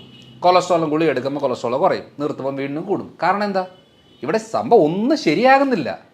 പ്രശ്നം ഉണ്ടാകുന്നതെല്ലാം കുറച്ച് കൊണ്ടുപോയിക്കൊണ്ടിരിക്കുകയാണ്. അപ്പം റൂട്ട് കോസ് മനസ്സിലാക്കി ക്ലിയർ ആക്കി കഴിഞ്ഞാൽ ഈസി ആയിട്ട് നിസ്സാരമായിട്ട് ക്ലിയർ ആക്കുന്ന കുറച്ച് കാര്യങ്ങളാണ്. അതാണ് ഇപ്പോൾ ഞാൻ കാലങ്ങളായിട്ട് ചെയ്തുകൊണ്ടിരിക്കുന്നൊരു രീതി. ഇതാണ് നമ്മൾ ഭക്ഷണക്രമത്തിൽ മനസ്സിലാക്കേണ്ട ഒരു കാര്യം. അപ്പോൾ നമ്മൾ ഈ ചിക്കനും ബീഫ് കഴിക്കുന്ന സമയത്ത് കൊളസ്ട്രോൾ കൂടുമെന്ന് പറയുന്നതിൽ എന്താണ് ശരിയാ. നമ്മളിപ്പം റെഡ് മീറ്റ്സ് അത്ര നല്ലതല്ല കണ്ടിന്യൂസ് ആയിട്ട് എടുക്കുന്നത്. പക്ഷേ ഈ പറഞ്ഞ വറുത്ത് കോരി എടുക്കുന്ന അളവിലാണ് നമുക്ക് ഏറ്റവും കൂടുതൽ പ്രശ്നം വരുന്നത്. പക്ഷേ നമ്മളിപ്പോൾ ഒരു ബീഫ് കറി അല്ലെങ്കിൽ ബീഫ് കുറച്ച് വഴറ്റി ഒലത്തി എടുക്കുന്ന രീതിയിലേക്ക് വന്നു കഴിഞ്ഞാൽ വലിയ കുഴപ്പമില്ല. പിന്നെ ഈ ഗ്രിൽഡായിട്ട് കൂടുതൽ എടുക്കുമ്പോൾ നമുക്ക് പലപ്പോഴും ഈ ഗ്രിൽഡ് ഐറ്റംസ് ആൽഫാം ബാർബിക്യൂ എന്ന് പറയുമ്പോൾ അടുപ്പിച്ച് കുറേ നാൾ എടുക്കുമ്പം അത് കോളോൺ ക്യാൻസർ റിലേറ്റഡ് ആയിട്ടുള്ള പ്രശ്നങ്ങൾ ഉണ്ടാക്കാനുള്ള സാധ്യത കൂടുതലാണ്. അപ്പം ഞാനും ബീഫും പോർക്ക് അല്ലെങ്കിൽ മട്ടൺ അങ്ങനെ കഴിക്കുന്ന ഒരാളാണ്. ചിക്കൻ എന്ന് പറയുന്നത് വൈറ്റ് മീറ്റാണ്, ബാക്കിയെല്ലാം ഒരു റെഡ് മീറ്റാണ്. അപ്പം വൈറ്റ് മീറ്റ്സ് ആണ് കമ്പാരിറ്റീവ്ലി ബെറ്റർ. പക്ഷേ ഈ ചിക്കൻ ആണെങ്കിൽ വറുത്ത് കോരി എടുക്കുമ്പോഴാണ് പ്രശ്നം. അല്ലാതെ നോർമലായിട്ട് കഴിക്കുന്ന ഗ്രില്ലായിട്ടോ അല്ലെങ്കിൽ വഴറ്റിയെടുക്കുകയോ കറി വെക്കുകയോ പെരളനാക്കിയോ അങ്ങനെ കഴിക്കുന്നത് കൊണ്ട് വലിയ കുഴപ്പമില്ല. പക്ഷെ അത് ഒരു ഡെയിലി യൂസിലേക്ക് വരുമ്പോൾ നമ്മുടെ ശരീരത്തിന് പറ്റുമോ ഇല്ലയോ എന്ന് നോക്കാതെ നമ്മൾ സപ്ലൈ ചെയ്തുകൊണ്ടിരിക്കുമ്പോൾ മാത്രമാണ് പ്രശ്നം. ഇപ്പം ഫോർ എക്സാമ്പിൾ നമ്മൾ റെഡ് മീറ്റ്സ് അല്ലെന്നുണ്ടെങ്കിൽ ചിക്കന് ഫിഷ് അങ്ങനെ അല്ലെങ്കിൽ പയറുപരിപ്പ് വർഗ്ഗങ്ങൾ കഴിക്കുന്നതിൻ്റെ ഭാഗമായിട്ട് നമ്മൾ ഇടയ്ക്കൊരു ചെക്ക് ചെയ്ത് നോക്കണം. യൂറിക് ആസിഡ് കൂടുന്നുണ്ടോ, ക്രിയാറ്റിൻ കൂടുന്നുണ്ടോ, ജോയിൻസിനൊക്കെ വേദനയുണ്ടോ, സ്കിന്നിന് ഇറിറ്റേഷൻ ഉണ്ടോ, ഗ്യാസ് ആവുന്നുണ്ടോ, ആ നോക്കിയിട്ട് വേണം തീരുമാനിക്കാൻ എനിക്കിത് കഴിക്കാവോ കഴിക്കാൻ പാടില്ലയോ എന്നുള്ളത്. കാരണം എന്ന് വെച്ചാൽ എൻ്റെ അടുത്തുള്ള ആൾ കഴിക്കുന്നു എന്ന് പറഞ്ഞാൽ നമ്മൾ കഴിക്കാൻ പറ്റത്തില്ല. അതുകൊണ്ട് പൊതുവേ ഇത് നല്ലത് മോശം എന്നുള്ളതില്ല. ഉണ്ടാക്കുന്ന രീതികൾ, കഴിക്കുന്ന രീതികൾ, ശരീരപ്രകൃതത്തിനനുസരിച്ചുള്ള അളവ്, ഇതൊക്കെയാണ് വളരെ ഇമ്പോർട്ടൻറ്റ്. ഇപ്പോൾ നമ്മൾ ജിമ്മിൽ പോകുന്നു, 10 പേര് ജിമ്മിൽ പോകുന്നു. ഈ 10 പേരിൽ ജിം ഇൻസ്ട്രക്ടർ പറയുന്നത് എന്താ? ജിം വർക്കൗട്ട് ചെയ്യുക, പ്രോട്ടീൻ പൗഡർ കഴിക്കുക, നന്നായിട്ട് മുട്ടയും ചിക്കനും കാര്യങ്ങളൊക്കെ കഴിക്കുക എന്ന് പറയും. പക്ഷേ ഇതിനകത്ത് ഏറ്റവും കൂടുതൽ ശ്രദ്ധിക്കേണ്ടത് എന്താ? ഈ 10 പേരിൽ എല്ലാവരുടെയും മാതാപിതാക്കൾ, അതായത് പേരൻസിൻ്റെ അവരുടെ കിഡ്നി ഹെൽത്ത് ഓക്കെ ആണോ, ഡയബറ്റിക് ഉള്ളവരാണോ. അപ്പം കൂടുതൽ ആൾക്കാരുടെ നമ്മൾ ശ്രദ്ധിക്കേണ്ടത് അപ്പനും അമ്മയ്ക്ക് ക്രിയാറ്റിൻ ലെവൽ കൂടുവോ, കിഡ്നി ഫെയിലിയർ വന്ന് മരിക്കുവോ, അറ്റാക്ക് വന്ന് മരിക്കുവോ ഒക്കെ ഉള്ള ആളുകളുടെ മക്കൾക്കും ആ ടെൻഡൻസി കൂടുതലാണ്. അപ്പോൾ ഇവർ ഈ പറയുന്ന പോലത്തെ രീതിയിൽ ചിക്കനും ഫിഷും അല്ലെന്നുണ്ടെങ്കിൽ പ്രോട്ടീൻ പൗഡറുകളും മുട്ടയും അങ്ങനെ കൂടുതൽ എടുത്തു കഴിഞ്ഞാൽ കിഡ്നി ഫെയിലിയർ ആവും. അപ്പോൾ ഇത് മനസ്സിലാക്കണമെന്നുണ്ടെങ്കിൽ നമ്മൾക്ക് പറ്റുമോ ഇല്ലയോ എന്നുള്ളതാണ് അറിയേണ്ടത്. അല്ലാതെ ഇപ്പം ഒരു സാധാരണ തെറ്റിദ്ധാരണ എന്നറിയോ, മുട്ട കഴിച്ചാൽ കൊളസ്ട്രോൾ, പ്രത്യേകിച്ച് മുട്ടയുടെ മഞ്ഞ, ഈ മഞ്ഞക്കറി കഴിക്കുമ്പോൾ കൊളസ്ട്രോൾ ഉണ്ടാകും എന്ന് പറയുന്നത്, ഇപ്പം ഞാൻ 10-11 കൊല്ലമായിട്ട് ഒരു ദിവസം മിനിമം 3-4 മുട്ട കഴിക്കും ഒരു ദിവസം. അപ്പോൾ എൻ്റെ വീട്ടിൽ ഏറ്റവും കൂടുതൽ ചിലവ് വരുന്ന ഒരു ആഹാരവസ്തുവാണ് മുട്ട. കാരണം ഞാൻ ട്രേയിലാണ് കൊണ്ടുവരുന്നത്, 4-5 ട്രേ ആണ് ഒരാഴ്ചത്തേക്ക് കൊണ്ടുവരുന്നത്. കാരണം എൻ്റെ വീട്ടിൽ എല്ലാവരും മുട്ട കഴിക്കുന്നവരാണ്. എൻ്റെ വീട്ടിൽ അങ്ങനെ അരിക്ക് ഉപയോഗമില്ല അധികം, പക്ഷേ മുട്ട കൂടുതൽ കഴിക്കും. പക്ഷേ എൻ്റെ കൊളസ്ട്രോൾ 135-140 ആ റേഞ്ചിലേ ഉള്ളൂ. ഇതുവരെ അതിൻ്റെ മുകളിലോട്ടും പോയിട്ടില്ല. അപ്പോൾ ഞാൻ പറഞ്ഞു വന്നതെന്നു വെച്ചാൽ, മുട്ട കഴിച്ചിട്ടാണ് കൊളസ്ട്രോൾ ഉണ്ടാകുന്നതെങ്കിൽ വെറുതെ പുല്ല് തിന്നുന്ന പശുവിൻ്റെ ശരീരത്തിൽ എന്തോരം കൊളസ്ട്രോൾ, എന്തോരം കൊഴുപ്പ്, പാല് നിറയെ കൊഴുപ്പ്, ശരീരത്തിലും കൊഴുപ്പ്. പോത്തിറച്ചി കഴിച്ചാൽ കൊളസ്ട്രോൾ വരുന്നതിൻ്റെ പറഞ്ഞാൽ പോത്ത് എന്താണ്, മുട്ട കഴിച്ചിട്ടാണോ കൊളസ്ട്രോൾ ഉണ്ടായത്? അല്ല, വെറുതെ പുല്ല് തിന്ന പോത്തിനും കൊളസ്ട്രോൾ ഉണ്ടാകും. ഇങ്ങനെയാണ് ലിവറാണ് ഉണ്ടാക്കുന്നത്. അപ്പം നമ്മൾ ഹെൽത്തി ഫാറ്റ് ബോഡിയിലേക്ക് സപ്ലൈ ചെയ്താൽ അധികം ഫാറ്റ് ബോഡി ഉണ്ടാക്കത്തില്ല. അപ്പം ലിവർ കുറച്ചുകൂടെ സേഫാണ്. നമ്മൾ എന്ത് ചെയ്യുന്നു, അത് കൊഴുപ്പ് ഇത് കൊഴുപ്പ് ഇത് കൊഴുപ്പ് എന്ന് പറഞ്ഞാൽ മാറ്റി വെച്ച് നമ്മളുള്ള കാർബോഹൈഡ്രേറ്റ് മൊത്തം കഴിക്കുമ്പോൾ 3 ദോശ കഴിച്ചാൽ 1 ദോശ ഉപയോഗിക്കും, 2 ദോശ കൊഴുപ്പാക്കി ലിവറിൽ കയറ്റി വെക്കും. അതാണ് ഈ ഫാറ്റ് ലിവർ ഉണ്ടാകുന്നത്. ചിലർ സ്ത്രീകളത് പറയും, ഞാൻ മദ്യം കഴിക്കാറില്ല, എനിക്ക് എങ്ങനെയാണ് ഗ്രേഡ് 2 ഫാറ്റ് ലിവർ വരുന്നത്? സിമ്പിൾ, രാവിലെ അരി, ഉച്ചയ്ക്ക് അരി, രാത്രി അരി, വേറെ വെറൈറ്റി ആയിട്ട് കഴിക്കുന്നു എന്നുള്ളതേ ഉള്ളൂ. സാധനം എല്ലാം സെയിമാണ്. മദ്യത്തിന് എൻഡ് പ്രൊഡക്റ്റ് ഗ്ലൂക്കോസ്, ഈ പറയുന്ന കാർബോഹൈഡ്രേറ്റ് എന്ന് പറയുന്ന അരിയും ഗോതമ്പ് സാധനങ്ങൾ എൻഡ് പ്രൊഡക്റ്റ് ഗ്ലൂക്കോസ്. അപ്പോൾ കണ്ടൻറ്റ് സെയിമാണ്. നമ്മൾ ഇത് ഒഫീഷ്യലായിട്ട് ഡൈനിങ് ടേബിൾ വെച്ചിരുന്ന് കഴിക്കുന്നു, അത് കുറച്ച് മാറി ഇരുന്ന് കഴിക്കുന്നു, എത്ര മാത്രമേ ഡിഫറൻസ് ഉള്ളൂ, സെയിം സാധനമാണ്. അതുകൊണ്ട് കൊളസ്ട്രോൾ പേടിച്ച് മാറ്റി വെക്കുന്നവരെ ശ്രദ്ധിച്ചോണം. 3 നേരം കഞ്ഞി കുടിച്ചാൽ അത് മതി ബ്ലോക്ക് ഉണ്ടാകാൻ. അല്ലാതെ ഈ മുട്ടയും ഇറച്ചിയും മീനും കഴിക്കുന്നതുകൊണ്ടല്ല കൊളസ്ട്രോൾ ഉണ്ടാകുന്നത്. അങ്ങനെയാണെന്നുണ്ടെങ്കിൽ ഈ പറയുന്ന കടുവയും പുലിയും സിംഹവും ഒക്കെ പണ്ടേ അറ്റാക്ക് വന്ന് മരിക്കേണ്ടതല്ലേ? കാരണം ഫുൾ ടൈം കഴിക്കുന്നത് ഈ ബീഫും ഇതൊക്കെ തന്നെയല്ലേ. അല്ലാതെ പ്രത്യേകിച്ച് അത് പഴങ്ങൾ കഴിക്കുന്നില്ല, ഇലക്കറികൾ കഴിക്കുന്നില്ല, പച്ചക്കറികളില്ല, ഒരു സാധനം കഴിക്കാതെ വെറുതെ ഇത് കഴിച്ചുകൊണ്ടിരിക്കുന്ന ഈ മൃഗങ്ങളൊക്കെ പണ്ടേ അറ്റാക്ക് വന്ന് തട്ടി പോകേണ്ടതല്ലേ? പോകുന്നില്ല. കാരണം എന്താ? കാരണം ആ ശരീരപ്രകൃതത്തിൻ്റെ മനസ്സിലാക്കേണ്ട ഒരു കാര്യം എന്ന് വെച്ചാൽ, അതുകൊണ്ട് ശ്രദ്ധിച്ചാൽ മതി. അതുകൊണ്ട് ഈ പറയുന്ന മൃഗങ്ങളൊക്കെ സ്ലിമ്മായിട്ട് സ്കെൽട്ടായിട്ടിരിക്കും. ഈ ഫുൾ ടൈം പഴങ്ങൾ കഴിക്കുന്ന ചിമ്പാഞ്ചിയെ കണ്ടിട്ടില്ലേ? ഇങ്ങനെയായിരിക്കുന്നത്. ആനയെ കണ്ടിട്ടില്ലേ? ഇങ്ങനെയായിരിക്കുന്നത്. എന്തുവാ? മുട്ടയുടെ മഞ്ഞയില്ല, ബീഫില്ല, ചിക്കനില്ല, ഒരു സാധനമില്ല. പക്ഷേ അതുകൊണ്ടാണ് വെജിറ്റേറിയൻ എന്ന് പറയുമ്പോൾ നമ്മൾ കൂടുതലും ഇഡ്ഡലിയും ദോശയും ഇടിയപ്പം അതേപോലെ ഉഴുന്നുവട പരിപ്പുവട എന്നൊക്കെ പറയുന്ന സാധനങ്ങളാണല്ലോ ശുദ്ധ വെജിറ്റേറിയൻ എന്ന് പറയുന്ന ആൾക്കാർ കഴിക്കുന്നത്. അവർക്കാണല്ലോ ഏറ്റവും കൂടുതൽ ബ്ലോക്ക് വരുന്നത്. എന്നാൽ പിന്നെ അവർക്ക് കൊളസ്ട്രോൾ വരാൻ പാടില്ല ഈ ഇത് കഴിക്കാതിരുന്നാൽ. അതുകൊണ്ട് ഭക്ഷണം എന്ന് പറയുമ്പം ഭക്ഷണത്തിലെ കൊഴുപ്പ് എന്ന് പറഞ്ഞാൽ ഒരു 20-25% മാത്രമേ ഭക്ഷണത്തിലെ കൊഴുപ്പ് കൂട്ടത്തുള്ളൂ. ബാക്കി 75% ശരീരമാണ് ഉണ്ടാക്കുന്നത്. അതിൻ്റെ റോ മെറ്റീരിയൽ എന്ന് പറയുന്നത് കാർബോഹൈഡ്രേറ്റ് ആണ്. അതിൽ തീരുമാനമാക്കിയെങ്കിൽ കൊളസ്ട്രോൾ കുറയും. ഞാൻ എപ്പോഴും പറയുകയാണ്, നിങ്ങളൊരു കാര്യം ചെയ്യും, ഈ പറയുന്ന തുടങ്ങുന്നതിന് മുമ്പ് ഏതാ കൊളസ്ട്രോൾ ആണോ, നിങ്ങൾ മുട്ട കഴിച്ച കൊളസ്ട്രോൾ ഉണ്ടോ, ഇപ്പം നിങ്ങളൊരു ലിപ്പിഡ് പ്രൊഫൈൽ ചെക്ക് ചെയ്യും, കൊളസ്ട്രോളും കാര്യങ്ങളെല്ലാം നോക്ക്. അടുപ്പിച്ച് 2 ആഴ്ച എല്ലാ ദിവസവും ഓരോ മുട്ട കഴിക്കുക. എന്നിട്ട് ചോറ് ഈ മധുരവും ബേക്കറിയൊക്കെ ഒന്ന് കുറയ്ക്കുക. എന്നിട്ട് 2 ആഴ്ച കഴിഞ്ഞ് ഒന്നുകൂടെ കൊളസ്ട്രോൾ ചെക്ക് ചെയ്യും. നിങ്ങളുടെ കൊളസ്ട്രോൾ കുറയുന്നുണ്ടോ, ഡെയിലി ഓരോ മുട്ട കഴിക്കും. കുറയുന്നില്ലേ, നിങ്ങൾ മുട്ട കഴിക്കണ്ട. അങ്ങനെയാണ് തീരുമാനിക്കേണ്ടത്. അല്ലാതെ പൊതുവേ ബീഫിന് പ്രശ്നമാണ്, പോത്ത് പ്രശ്നമാണ്, അല്ലെങ്കിൽ ചിക്കൻ പ്രശ്നമാണ്, മുട്ട പ്രശ്നമാണ് എന്ന് പറഞ്ഞ് വെച്ചിരിക്കുക. അതൊക്കെ വറുത്ത് കോരി അതിനെ വല്ലാത്ത രീതിയിൽ ആക്കി എടുക്കുമ്പോൾ മാത്രമേ പ്രശ്നമുള്ളൂ. അല്ലാതെ ഇതൊന്നും ഒരു പ്രശ്നമല്ല. ഇതൊക്കെ നമുക്ക് നിസ്സാരമായിട്ട് നമ്മുടെ ഈ വിശ്വാസവും ശരീരവും തമ്മിൽ യാതൊരു ബന്ധവുമില്ല. വിശ്വാസം എന്തും ആയിക്കോട്ടെ, എനിക്കത് ഈ മതഗ്രന്ഥത്തിൽ ഇത് കഴിക്കാൻ പാടില്ല, ഓക്കെ, കഴിക്കണ്ട. പക്ഷേ ശരീരത്തിന് പാടുണ്ടോ ഇല്ലയോ എന്നുള്ളത് നോക്കേണ്ട ആവശ്യമില്ല. കാരണം എന്ന് വെച്ചാൽ ശരീരത്തിന് ആവശ്യം പാമ്പിനെ കഴിച്ചാലും ശരീരം നോക്കുന്നത് പ്രോട്ടീനും ഫാറ്റും ഒക്കെ ആയിട്ടാണ്. അല്ലാതെ നമുക്കത് ഇഷ്ടമുണ്ടോ ഇഷ്ടമില്ല എന്നുള്ളത് രണ്ടാമത്തെ കാര്യം. ശരീരത്തിൻ്റെ എല്ലാം സെയിമാണ്. ഇതാണ് മെയിനായിട്ടും ഫുഡിൽ നമ്മൾ ശ്രദ്ധിക്കേണ്ടത്. അപ്പോൾ പൊതുവിൽ സാറെടുത്ത് കൂടുതലായിട്ട് വരുന്നൊരു കേസുകൾ എന്ത് ടൈപ്പ് ഓഫ് കേസ് ആയിരിക്കും?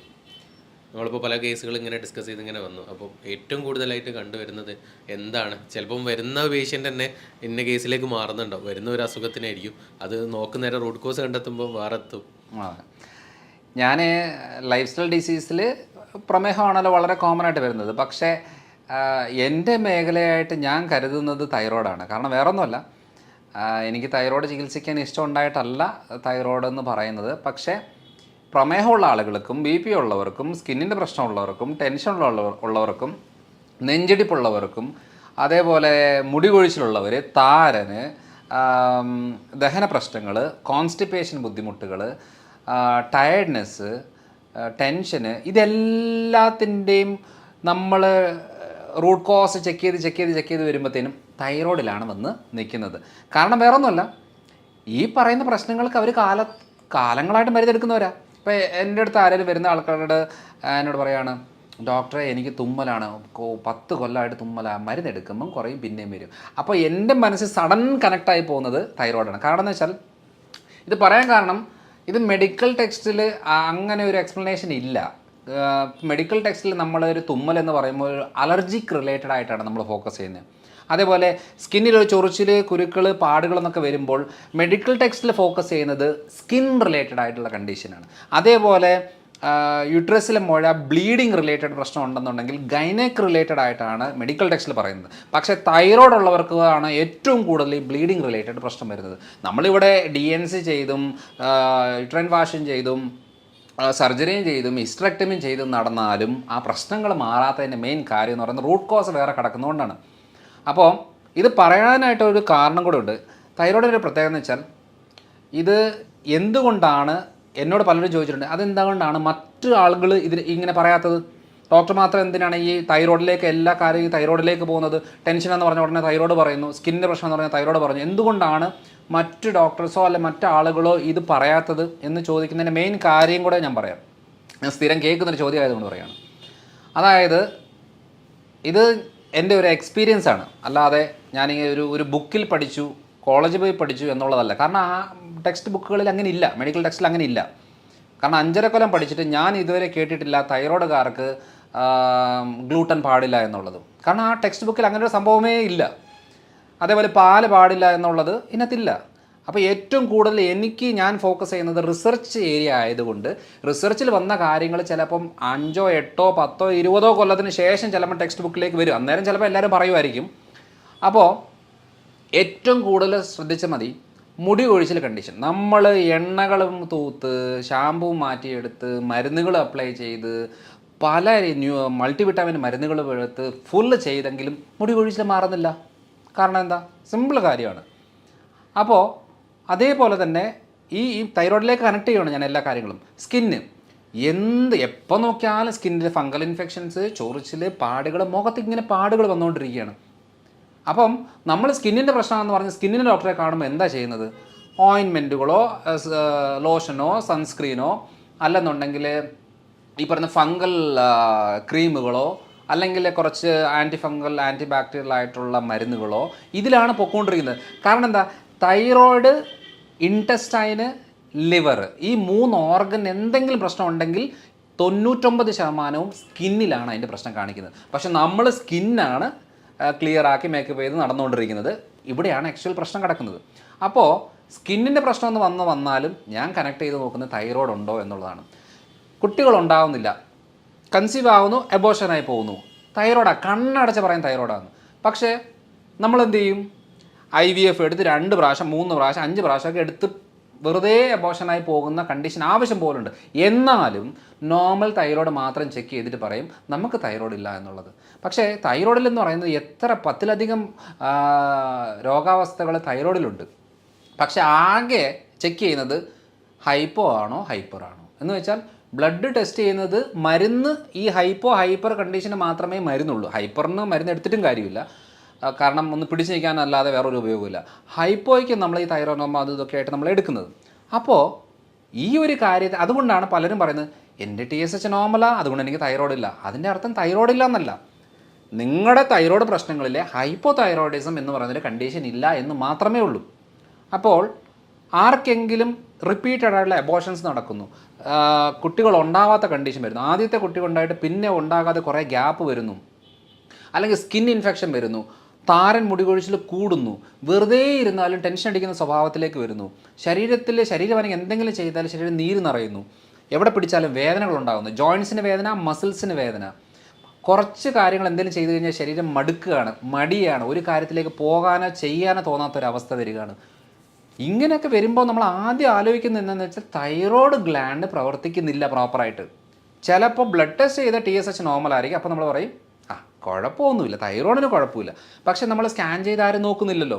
ഇപ്പം ഞാനിപ്പോൾ ഒരു 3-4 കൊല്ലമായിട്ട് ഇപ്പോൾ ഒരു ദിവസം നമുക്കൊരു 200-250 പേഷ്യൻസ് ഒരു ദിവസം വരുമ്പോൾ, അതേപോലെ 200 പേഷ്യൻസ് എടുക്കാം, നമുക്കൊരു എവറേജ് 10 ദിവസം ആകുമ്പത്തിന് ഒരു 2000 പേര്, 30 ദിവസം ആകുമ്പത്തിന് 6000 പേര്, 10 മാസം ആകുമ്പത്തിന് 60000 പേര്, ഒരു കൊല്ലം ഒരു 75000 പേര് മിനിമം നമ്മൾ കൺസൾട്ട് ചെയ്യുന്നുണ്ട്.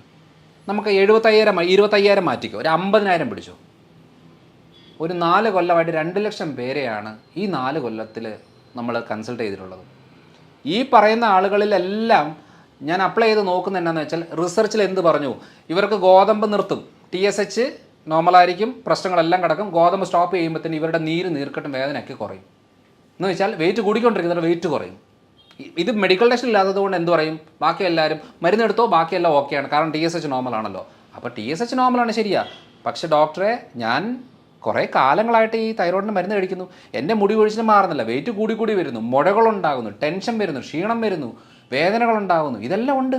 അപ്പോൾ പറയുന്നത് എന്താ, ഇത് വേറെ പ്രശ്നമാണ്, നിങ്ങൾ പോയിട്ട് വേറെ ഡോക്ടറെ കാണുക എന്നുള്ളതാണ് പറയുന്നത്. പക്ഷേ ഇതൊന്നും വേറെ പ്രശ്നമല്ല. നിങ്ങൾ ആ തൈറോയ്ഡ് ഗ്രന്ഥി നന്നായിട്ട് പ്രവർത്തിക്കാൻ തുടങ്ങിയാൽ ഈ തല തൊട്ട് കാല് വരെയുള്ള പ്രശ്നങ്ങൾ ക്ലിയർ ആകും. പക്ഷേ എന്താ ചെയ്യുന്നത് വെച്ചാൽ അങ്ങനെ ഒരു കാര്യം നമ്മൾ പൊതുവേ മെഡിക്കൽ കോളേജുകളിൽ പഠിപ്പിക്കാത്തത് കൊണ്ട് എന്നാ സംഭവിക്കുന്നതെന്ന് വെച്ചാൽ തൈറോയ്ഡ് നോർമലാണല്ലോ നിങ്ങൾ വേറെ ചെയ്തു എന്നാണ് പറയുന്നത്. പക്ഷേ ആക്ച്വലി ചെയ്യേണ്ട കാര്യം ലിവർ, ഇൻറ്റസ്റ്റൈൻ ഈ 2 അവയവങ്ങൾ പ്രവർത്തിക്കാൻ തുടങ്ങിയെങ്കിൽ മാത്രമേ ഈ തൈറോയിഡിന് മരുന്നെടുത്താൽ ആ മരുന്ന് ശരീരത്തെ പിടിക്കത്തുള്ളൂ, അല്ലെങ്കിൽ ഏക്കത്തുള്ളൂ. കാരണം ഏറ്റവും കൂടുതൽ ഈ T4 കൺവേർട്ട് ചെയ്ത് T3 ആകുന്നതും അബ്സോർപ്ഷൻ നടക്കുന്നതും എല്ലാം ലിവറിലും കുടലിലും ഒക്കെയാണ്. നമ്മൾ മരുന്നെടുക്കുന്നതിന് ബ്ലഡിൽ ഓക്കെ ആണെന്ന് പറഞ്ഞാൽ ഓക്കെ അല്ല. പലപ്പോഴും സംഭവിക്കുന്ന കാര്യം എന്താണെന്ന് വെച്ചാൽ അവർക്ക് എപ്പോഴും മരുന്നെടുക്കുന്നതിൻ്റെ ഭാഗമായിട്ട് ബ്ലഡിലെല്ലാം നോർമലാണ്, ഒരു കുഴപ്പമില്ല, പക്ഷെ അവർക്ക് തല പൊങ്ങാൻ പറ്റത്തില്ല. അവസാനം നമ്മൾ അടുപ്പിച്ച് പോയി കഴിയുമ്പോൾ ഡോക്ടർ എന്ത് പറയും, നിങ്ങൾ പോയി സൈക്കാട്രിസ്റ്റിനെ കാണണം, കാരണം ഇത് ടെൻഷനാണ്, നിങ്ങളുടെ തോന്നലാണ്, ഇതൊക്കെ എല്ലാവർക്കും ഉള്ളൊരു കാര്യമാണ് എന്ന് പറയുമ്പോൾ നമുക്കതിനൊന്ന് ശരിക്കും എനിക്ക് വല്ല മാനസികമാണോ, കാരണം എൻ്റെ ടെസ്റ്റ് ചെയ്തിട്ട് ബ്ലഡ് എല്ലാം ഓക്കെയാണ്, ഒരു കുഴപ്പമില്ല, സ്കാൻ ചെയ്തിട്ടും കുഴപ്പമില്ല, പിന്നെ എന്താ എൻ്റെ പ്രശ്നം എന്ന് ആലോചിക്കുമ്പം അപ്പം ശരിയാ ഡോക്ടർ പറഞ്ഞത് തന്നെ ആയിരിക്കും. ഇപ്പം നമ്മളൊരു ഫാമിലി ഇപ്പം ഹസ്ബൻഡിൻ്റെ മുമ്പിൽ വെച്ച് വൈഫിനോട് പറയുകയാണ്, അതെ നിങ്ങൾക്ക് സൈക്കാട്രി പോയി കാണുക, കാരണം നിങ്ങൾക്ക് ടെൻഷനും തോന്നലും ഒക്കെയാണ്, നിങ്ങൾ വെറുതെ ഒച്ച വെക്കുകയും ബഹളം വെക്കുകയും കരയുകയും ഒക്കെ ചെയ്യുന്നത്, അതുകൊണ്ട് നിങ്ങൾക്ക് മാനസിക ബുദ്ധിമുട്ടാണെന്ന് പറഞ്ഞു കഴിഞ്ഞാൽ ഈ കാര്യമാണല്ലോ ഹസ്ബൻഡിൻ്റെ മനസ്സിൽ കിടക്കുന്നത്. പിന്നെ വീട്ടിൽ ചെന്ന് കഴിഞ്ഞാൽ ഈ ഹസ്ബൻഡ് എന്ത് ചെയ്യുന്നു വെച്ചാൽ എല്ലാവരുടെ മുമ്പിൽ ഈ ഒരു വ്യക്തിയെ മാനസിക രോഗിയായിട്ട് ചിത്രീകരിക്കുകയാണ്. അപ്പോൾ എന്നാന്ന് വെച്ചാൽ മക്കളും കളിയാക്കും, വീട്ടിലുള്ളവരും കളിയാക്കും, പിന്നെ നമ്മുടെ ഒരു ഫീലിങ്സിനോ ഇമോഷൻസിനോ വിലയേ ഇല്ല. എന്ന് വെച്ചാൽ പലപ്പോഴും ഭർത്താക്കന്മാർ വന്ന് പറയാറുണ്ട്, ഡോക്ടറെ കൊണ്ട് ഞാൻ നിർത്തുകയാണ്, എനിക്ക് മടുത്ത്, ഞാൻ 10-20 കൊല്ലമായിട്ട് ഇവളെ വിളിച്ചുകൊണ്ട് നടക്കാത്ത ആശുപത്രികളില്ല, കാണാത്ത ഡോക്ടർമാരില്ല, എടുക്കാത്ത മരുന്നുകളില്ല, എൻ്റെ സമ്പാദ്യത്തിൻ്റെ ഭൂരിഭാഗവും ഞാൻ ഇവളെ ചികിത്സിച്ചിട്ടാണ് ഞാൻ ഇതായത്, അതുകൊണ്ട് അവസാനത്തെ ഒരു ഹോപ്പായിട്ടാണ് ഞാൻ ഡോക്ടറെ അടുത്ത് വന്നേക്കുന്നത് എന്ന് പറയുന്ന ആളുകൾ ഒത്തിരി പേരുണ്ട്. കാരണം വേറെ ഒന്നുമല്ല, ഈ കുടങ്ങ് അമ്മത്തി വെച്ച് വെള്ളം ഒഴിച്ചുകൊണ്ടിരിക്കുകയാണ്. തൈറോയ്ഡ് എന്ന് പറയുന്ന ഒരു കാര്യത്തെ ഡീറ്റെയിൽഡ് ആയിട്ട് ചെക്ക് ചെയ്തിട്ട് മനസ്സിലാക്കിയിട്ട് ആ ഒരൊറ്റ കാര്യം ക്ലിയർ ആക്കി കൊടുത്താൽ ഇത്രയും കാര്യങ്ങൾ ക്ലിയർ ആവും. ഉറക്കം ശരിയില്ല എന്ന് പറയുമ്പോൾ ഉറക്ക ഗുളിക കൊടുക്കുന്നതല്ല അതിൻ്റെ സൊല്യൂഷൻ, എന്തുകൊണ്ട് ഉറക്കം കിട്ടുന്നില്ല എന്നുള്ളതാണ്. അത് കറങ്ങി അടിച്ച് വരുമ്പോൾ തൈറോയ്ഡിലേക്കാണ് വരുന്നത്. കൊളസ്ട്രോൾ വേറെ ഒരു കുഴപ്പമില്ല, കൊളസ്ട്രോൾ മാത്രം കൂടുകയാണ്. അപ്പോൾ പലരും കണ്ടിട്ടുണ്ട് ഞാൻ വേറെ ഒന്നും മരുന്ന് എടുക്കുന്നില്ല, കൊളസ്ട്രോൾ എടുക്കുന്നത്. അങ്ങനെയാണെങ്കിൽ ഉറപ്പിച്ചത് തൈറോയിഡുമായിട്ട് ബന്ധപ്പെട്ട കാര്യമാണ്. അപ്പോൾ കൊളസ്ട്രോൾ മരുന്ന് എടുത്താൽ ഉടനെ കൊളസ്ട്രോൾ കുറയും, അല്ലാതെ പ്രശ്നം മാറത്തൊന്നുമില്ല. അപ്പോൾ നമുക്ക് എന്ത് ചെയ്യുന്നത്, കൊളസ്ട്രോൾ അങ്ങനെ അടുപ്പിച്ച് കുറേ വലിയ ഡോസേജിൽ എടുത്തുകൊണ്ടിരുന്നാൽ നമുക്ക് ഹാർട്ടിൽ മസിൽ വീക്കാവും, ബ്ലഡ് വെസൽസിന് ഡാമേജ് വരും. അതുകൊണ്ട് ഒരു ചെറിയ ഡോസിലേക്ക് കൊളസ്ട്രോൾ എടുക്കുന്ന പോലല്ല. പിന്നെ കുറച്ച് കഴിയുമ്പോൾ കൊളസ്ട്രോൾ കൺട്രോൾ നിൽക്കുന്നില്ല, പിന്നെ 20 ഉള്ളത് 40 ആക്കി 80 ആക്കി എങ്ങനെ പോവും? അത് 100% നമ്മുടെ ഹെൽത്തിനെ വളരെ മോശമായിട്ട് ബാധിക്കും. അപ്പോൾ രണ്ടാമത്തെ കാര്യം എന്ന് പറയുന്നത് ബ്ലീഡിങ്. എത്ര സ്ത്രീകൾക്കാണെന്നറിയാവോ അവസാനം യൂട്രസ് എടുത്ത് കളയേണ്ട ഒരു അവസ്ഥ വരുന്നത്? വേറൊന്നുമല്ല, ബ്ലീഡിങ് നിൽക്കുന്നില്ല. ഒരു മാസത്തെ മെൻസ്ട്രേഷൻ എന്ന് പറയുന്നത് 10-15 ദിവസമൊക്കെയാണ്. ഒന്ന് കഴിഞ്ഞ ഉടനെ 10 ദിവസം കൊണ്ട് വീണ്ടും മെൻസ്ട്രേഷൻ തുടങ്ങുകയാണ്, ഈ മുഴകളുണ്ടാകുകയാണ്. അപ്പോൾ ഈ പറയുന്ന ബ്ലീഡിങ് നിൽക്കാനും മെൻസ്ട്രേഷൻ നോർമലാകാനും വേണ്ടി മരുന്ന് കഴിച്ചാൽ ആ പ്രശ്നം മാറില്ല. കാരണം അതിങ്ങനെ ആയുഷ്കാലം മുഴുവനും കിടക്കും. തൈറോയ്ഡ് കൺട്രോൾ ആയാൽ ഈ പ്രശ്നം മാറും. ഇതൊക്കെ നമ്മൾ ഈ സ്ഥിരം ചെയ്ത് വന്നപ്പോൾ മനസ്സിലായ ഒരു കാര്യമാണ്. അതുകൊണ്ടാണ് ഇത്രയും കോൺഫിഡൻ്റ് ആയിട്ട് പറയുന്നത്, നിങ്ങൾ തൈറോയ്ഡ് ബുദ്ധിമുട്ടുള്ളവർ കപ്പ കഴിക്കാൻ പാടില്ല, കാരണം കപ്പ കഴിച്ചാൽ മുഴ കൂടും. അപ്പം നമ്മൾക്ക് മുഴയുണ്ടോ ഇല്ലെന്നേ എനിക്ക് കുഴപ്പമൊന്നുമില്ലെന്ന് പറയുന്നതിന് മുമ്പ് തൈറോയിഡിൻ്റെ സ്കാൻ ചെയ്ത് നോക്കണം. നമ്മുടെ അടുത്ത് തന്നെ ഞാനിപ്പോൾ ഇത്രയും കൊല്ലങ്ങളായിട്ട് ചെയ്തതിനകത്ത് മനസ്സിലായ കാര്യം എന്ന് വെച്ചാൽ, ഞാനൊരു എൻഡോക്രൈനോളജിസ്റ്റ് അല്ല, ഞാനൊരു ലൈഫ് സ്റ്റൈൽ ഫിസിഷ്യനാണ്. പക്ഷേ കണക്ട് ചെയ്ത് പോകുമ്പം തൈറോയിഡിലേക്ക് വന്നിട്ട് എത്ര പേരുടെ തൈറോയ്ഡ് ക്യാൻസർ എന്നറിയോ കണ്ടുപിടിച്ചത്, അവർക്ക് അറിയത്ത് പോലുമില്ല. അപ്പോൾ പലരും ചോദിക്കണം എനിക്ക് മുഴയോ? അപ്പോൾ പറയുന്നത് ഇതൊക്കെ ഗ്രേഡ് ഒത്തിരി 10-15 കൊല്ലമായിട്ടുള്ള മുഴകളാണ്. അപ്പം നമ്മൾ സ്കാൻ ചെയ്യുമ്പോഴാണ് അയ്യോ ഇത്രയും കാലമായിട്ട് എനിക്ക് മുഴയുണ്ടായിരുന്നോ എന്നുള്ളതാണ്, ഷോക്കായിട്ടിരിക്കുകയാണ്. പല സാഹചര്യങ്ങളിലും പല കാര്യത്തിന് വേണ്ടി വരുന്നവരുടെ ഞാൻ ഭൂരിഭാഗം ആളുകൾക്കും വയറിൻ്റെ അബ്ഡോമിനൽ സ്കാനും തൈറോയ്ഡ് സ്കാനും ഇടും. അവരിഷ്ടമുള്ള സ്ഥലത്ത് പോയിട്ട് ചെക്ക് ചെയ്യുക എന്നുള്ളതാണ് പറയുന്നത്. അല്ലാതെ നമ്മുടെ അടുത്ത് വന്ന് ചെക്ക് ചെയ്ത് പുതിയ രോഗം കണ്ടുപിടിച്ച് അങ്ങനെ പരിപാടിയൊന്നുമില്ല. സ്കാൻ ചെയ്ത് വരുന്ന സമയത്താണ് നമുക്ക് കിട്ടുന്നത്. പലപ്പോഴും പല ആളുകളും ചെയ്യുന്നത് എന്തെന്നറിയോ, ബ്ലഡ് ടെസ്റ്റ് ചെയ്തിട്ട് കുഴപ്പമില്ല നോർമലാന്ന് പറഞ്ഞിരിക്കും, എനിക്ക് ഷുഗർ ഇല്ല, കൊളസ്ട്രോൾ ഇല്ല, തൈറോയ്ഡ് ഇല്ല, യൂറിക് ആസിഡ് ഇല്ല, ഒരു പ്രശ്നവുമില്ല, ഞാൻ ഓക്കെയാണ്. സ്കാൻ ചെയ്യുമ്പോഴാണ് ഗ്രേഡ് 3 ആയിരിക്കും ഫാറ്റി ലിവർ കിടക്കുന്നത്, യൂട്രസിലെ മുഴ നല്ല സൈസിലായിരിക്കും, ബ്രസ്റ്റിൽ മുഴയായിരിക്കും, തൈറോയിഡിൽ മുഴയായിരിക്കും. എന്ന് വെച്ചാൽ ശാരീരികമായിട്ടുള്ള ചേഞ്ചസ് വരുന്ന ഏരിയകൾ അത് സ്കാൻ ചെയ്താലേ കിട്ടത്തുള്ളൂ, അല്ലാതെ ബ്ലഡ് ചെക്ക് ചെയ്തത് കിട്ടത്തില്ല. പലപ്പോഴും ഒരു കേസ് വന്ന് ഞാൻ കണ്ടേക്കുന്നത് എന്നാന്ന് വെച്ചാൽ അവരുടേത് ലിവർ സിറോസിസാണ്. അത് ലിവർ സിറോസിസ് എന്ന് പറയുന്ന ഒരു സുപ്രഭാതത്തിൽ ഉണ്ടാവത്തില്ല. അല്ലെങ്കിൽ എന്തെങ്കിലും ഹെവി ഡോസ് മരുന്നുകളോ എന്തെങ്കിലും എടുക്കുന്നതിൻ്റെ ഭാഗമായിട്ട് ചിലപ്പോൾ ഒരു 1-2 മാസം കൊണ്ട് വരുമായിരിക്കും, അല്ലെങ്കിൽ 10-20 കൊല്ലം എടുത്തിട്ട് ഉണ്ടാകുന്ന ഒരെണ്ണമാണ്. അപ്പോൾ ഞാൻ ചോദിച്ചു അവരുടെ അടുത്ത്, ഇതെങ്ങനെ ഒരു സുപ്രഭാതത്തിൽ വന്നേ, നിങ്ങൾ എന്തെങ്കിലും മരുന്നെടുക്കുന്നുണ്ടോ? ഞാൻ BP ക്ക് ഷുഗറിന് കൊളസ്ട്രോൾ ഇതിന് മാത്രമേ മരുന്നെടുക്കുന്നുള്ളൂ, അല്ല ഈ ഇടയ്ക്ക് എങ്ങനെ സർജറിയോ കാര്യങ്ങളൊന്നും ചെയ്യുന്നു? ഒന്നും ചെയ്തിട്ടില്ല. പിന്നെ ഇതെങ്ങനെ ഉണ്ടാകുന്നത്? കാരണം 10-20 കൊല്ലത്തെ പഴക്കമുള്ള ഒരു ലിവർ പ്രശ്നമാണ് ഇന്ന് ഒരു സുപ്രഭാതി സ്കാൻ ചെയ്തപ്പോൾ കണ്ടുപിടിച്ചത്. അപ്പോൾ ഞാൻ ചോദിച്ചു നിങ്ങൾ ലിവറൊക്കെ ചെക്ക് ചെയ്യാറില്ലായിരുന്നോ? എല്ലാ 3 മാസം കൂടുമ്പം ഞാൻ ചെക്ക് ചെയ്യാറുണ്ട്. അപ്പം ലിവർ ഫംഗ്ഷൻ എല്ലാം നോർമലാണ്, അതായത് SGPT, SGOT, ബിലിറൂബിൻ കാര്യങ്ങൾ, കൊളസ്ട്രോൾ എല്ലാം നോർമലാണ്. അപ്പം മനസ്സിലാക്കേണ്ട ഒരു കാര്യം എന്ന് വെച്ചാൽ, അപ്പം നിങ്ങൾ സ്കാൻ ഒന്നും ചെയ്തില്ലേ? സ്കാൻ ചെയ്തില്ല. എല്ലാ 3 മാസം കൂടുമ്പം ഞങ്ങളുടെ റെഗുലർ ചെക്കപ്പിൻ്റെ ഭാഗമായിട്ട് ബ്ലഡ് ടെസ്റ്റ് ചെയ്ത് കൊണ്ടുപോകുമായിരുന്നു. അപ്പോൾ ഒരു കാര്യം മനസ്സിലാക്കണം, ബ്ലഡിൽ നോർമലാണെന്ന് പറഞ്ഞിട്ട് ഒരു കാര്യമില്ല. സ്കാൻ ചെയ്യുമ്പോഴാണ് അതിന് ഗ്രേഡുകൾ, ഗ്രേഡ് 1, ഗ്രേഡ് 2, ഗ്രേഡ് 3 കഴിഞ്ഞ് പിന്നെ ഫൈബ്രോസിസിലേക്ക് കയറി, സീറോസിസിൻ്റെ അതിനൊക്കെ സ്റ്റേജുകളുണ്ട്. ഇതെല്ലാം കഴിഞ്ഞ് അവസാനത്തേക്കാണ് സീറോസിസ് എന്ന് പറഞ്ഞ സ്റ്റേജ്. സീറോസിസ് വന്നു എന്ന് പറഞ്ഞ ഉടനെ എല്ലാം തീർന്നു എന്നല്ല, അതിനും ഗ്രേഡുണ്ട്. അടുത്ത ഗ്രേഡിലേക്ക് പോകാതിരുന്ന ആ പ്രശ്നം ഒക്കെയാണ്. അപ്പോൾ ഇതൊന്നും നമ്മൾ നോക്കാതെ പോകുമ്പോഴാണ് പ്രശ്നം. കാരണം നമ്മളിപ്പോൾ ആയുർദൈർഘ്യം കൂടുമല്ലേ, ആയുർദൈർഘ്യം കൂടുമ്പം ഓട്ടോമാറ്റിക്കായിട്ട് ഇങ്ങനത്തെ ബുദ്ധിമുട്ടുകളൊക്കെ വരും. അതുകൊണ്ട് ഞാൻ ചികിത്സിക്കുന്ന മേഖല എന്ന് പറയുന്നത് ജീവിതശൈലി രോഗങ്ങളായിട്ട് ബന്ധപ്പെട്ടതാണ്. ആ ജീവിതശൈലി രോഗങ്ങളിൽ ഏറ്റവും കോമൺ ആയിട്ട് കിടക്കുന്ന ഒരു കാര്യമാണ് പ്രമേഹം. പക്ഷേ ആ പ്രമേഹത്തിനെക്കാട്ടിലും കോമൺ ആളുകൾക്ക് ഞാൻ ഒരു 100 പേരെ ചികിത്സിച്ച 80 പേരുടെ പ്രശ്നവും അവർക്കറിയാത്ത കാര്യമായിരിക്കും. അത് കണക്ട് ചെയ്ത് വരുമ്പം തൈറോയിഡിലേക്കാണ് വരുന്നത്. തൈറോയ്ഡ് ക്ലിയർ ആക്കി കൊടുക്കുമ്പോഴത്തേനും ഉറക്കമില്ലാത്തവർക്ക് ഉറക്കം കുറയും, വേദന നീർക്കെട്ട് ഉള്ളവർക്ക് അത് കുറയും, സ്റ്റിഫ്നെസ് കുറയും, ക്ഷീണം മാറും, വെയിറ്റ് കുറയും, വെരിക്കോസ് ബുദ്ധിമുട്ടുകൾ കുറയും, ഗ്യാസിൻ്റെ പ്രശ്നം, ഒത്തിരി കാര്യങ്ങൾക്ക് മാറ്റം വരുന്നത് ഈ ഒരൊറ്റ കാര്യം ചെയ്യുമ്പോഴാണ്. അതുകൊണ്ട് ഞാൻ ഏറ്റവും കൂടുതൽ ഡോക്ടേഴ്സിന് ട്രെയിൻ ചെയ്ത ഒരാളാണ്.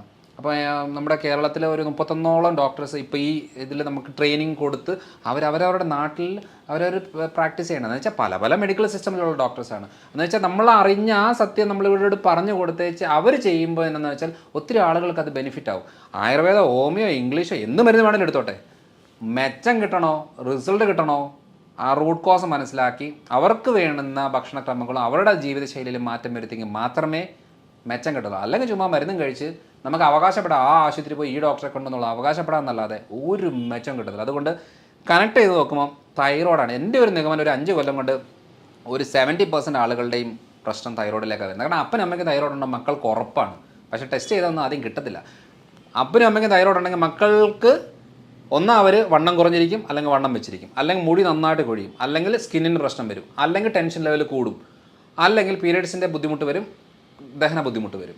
ഇത്തരം കാര്യങ്ങളിൽ അലർജി, ഇത്തരം കാര്യങ്ങളിൽ എന്തെങ്കിലും ഉണ്ടോ, അപ്പനും അമ്മയ്ക്കും തൈറോയിഡ് ഉണ്ടോ, മക്കളുടെ തൈറോയിഡ് ഉറപ്പിക്കാം. വെറുതെ ഈ പ്രശ്നങ്ങളൊക്കെ പറഞ്ഞു വെച്ചാൽ അതിന് ചികിത്സിച്ച് എഴുതുകൊണ്ടിരുന്ന ഒരിക്കലും മാറത്തില്ല. കാരണം ഇന്നലെ ഞാനൊരു കൺസൾട്ട് ചെയ്ത കണ്ടീഷൻ 19 വയസ്സുള്ള പെങ്കൊച്ചാണ്. മാനസികമായിട്ടുള്ള ബുദ്ധിമുട്ടുണ്ട്. അതായത് ചെറിയ പ്രായം തൊട്ടേ ഈ തൈറോയിഡിൻ്റെ ഡാമേജ് വന്നിട്ട് അതിൻ്റെ ഭാഗമായിട്ട് ബുദ്ധി വളർച്ച മുരടിക്കുകയും അതിൻ്റെ ഭാഗമായിട്ടുള്ള ബുദ്ധിമുട്ടെല്ലാം അനുഭവിക്കുന്നുണ്ട്. പക്ഷേ സ്ഥിരമായിട്ട് സൈക്കാട്രി മെഡിസിനുകൾ ഇങ്ങനെ എടുത്ത് പൊയ്ക്കൊണ്ടിരിക്കുകയാണ്, അല്ലാതെ ഇതുവരെ തൈറോയിഡ് ചെക്ക് ചെയ്തിട്ടില്ല. അപ്പോൾ നമ്മൾ ആലോചിക്കേണ്ട കാര്യം എന്ന് വെച്ചാൽ ആരെങ്കിലും സ്വഭാവപരമായിട്ടുള്ള മാറ്റങ്ങൾ കാണിക്കുന്നുണ്ടോ എന്ന് വെച്ചാൽ ആരിശം, ഇറിറ്റേഷന്, വെറുതെ കരയുക, വെറുതെ ഒച്ച വെക്കുക, കുറച്ച് നേരം ബഹളം വെച്ചേച്ച് കുറച്ച് കഴിയുമ്പോഴത്തേനും ഞാൻ എന്തിനെങ്ങനെ ചെയ്തെന്നുള്ളത് പശ്ചാത്തപിക്കുക. നമുക്ക് ഒരു വ്യക്തിയെ ഇടപെടുമ്പോൾ അവർ എന്തിനാ ഇങ്ങനെ പെരുമാറുന്നതെന്നൊരു തോന്നൽ വരുന്നുണ്ടോ, ഉറപ്പിച്ചോ അവർക്ക് ഒന്നാ തൈറോയിഡ് അല്ലെങ്കിൽ വയറ്റിൽ പ്രശ്നം, ഈ 2 കാര്യങ്ങളിൽ ഉറപ്പായിരിക്കും. അത് ക്ലിയർ ആക്കിയാൽ ചിലപ്പോൾ അവരുടെ സ്വഭാവം മാറാൻ സാധ്യതയുണ്ട്. അല്ല ചിലർ പറയല്ലേ നേരത്തെ ഒരു കുഴപ്പമില്ലാത്ത ആളാണല്ലോ ഇപ്പം എന്താ ഇങ്ങനെ സ്വഭാവമൊക്കെ മാറുന്നത് എന്നൊക്കെ പറയുന്നില്ലേ. ഇതൊക്കെ തന്നെയാണ്. നമ്മൾ ട്രാക്ക് മനസ്സിലാക്കി കഴിഞ്ഞാൽ വളരെ എളുപ്പമാണ്. അതുകൊണ്ട് കേരളത്തിലെ ഇപ്പോഴത്തെ മെയിൻ പ്രശ്നം പ്രമേഹവും കാര്യങ്ങളൊന്നുമല്ല, തൈറോയിഡാണ്. കാരണം ഇതിനൊക്കെ ഒരാളോട് പറഞ്ഞാൽ മനസ്സിലാവില്ല ഈ പ്രശ്നങ്ങൾ. ഭാര്യയുടെ പ്രശ്നം ഭർത്താവിനോട് പറഞ്ഞാൽ മനസ്സിലാവില്ല. ഭാര്യ പറയുകയാണ് എനിക്ക് വയ്യ, ക്ഷീണമാണ്, എന്നെക്കൊണ്ട് പറ്റുന്നില്ല എന്ന് പറയുമ്പോൾ ചോദിക്കും നിനക്കെന്താ കുഴപ്പം, നല്ല വണ്ണവും പൊക്കവും ഒക്കെ ആയിട്ടിരിക്കുന്ന ആളല്ലേ, നിനക്ക് എന്ത് ക്ഷീണം, ചുമ്മാതെ എനിക്ക് വേദനയാണ് ക്ഷീണമാണെന്ന് പറഞ്ഞാൽ മനസ്സിലാവില്ല. എനിക്ക് ഉറക്കം ക്ലിയർ അല്ല, എല്ലാവരും കിടന്ന് ഉറങ്ങുമ്പോൾ ഞാൻ ഉണർന്നിരിക്കുകയാണ് എന്ന് പറഞ്ഞാൽ മനസ്സിലാവില്ല.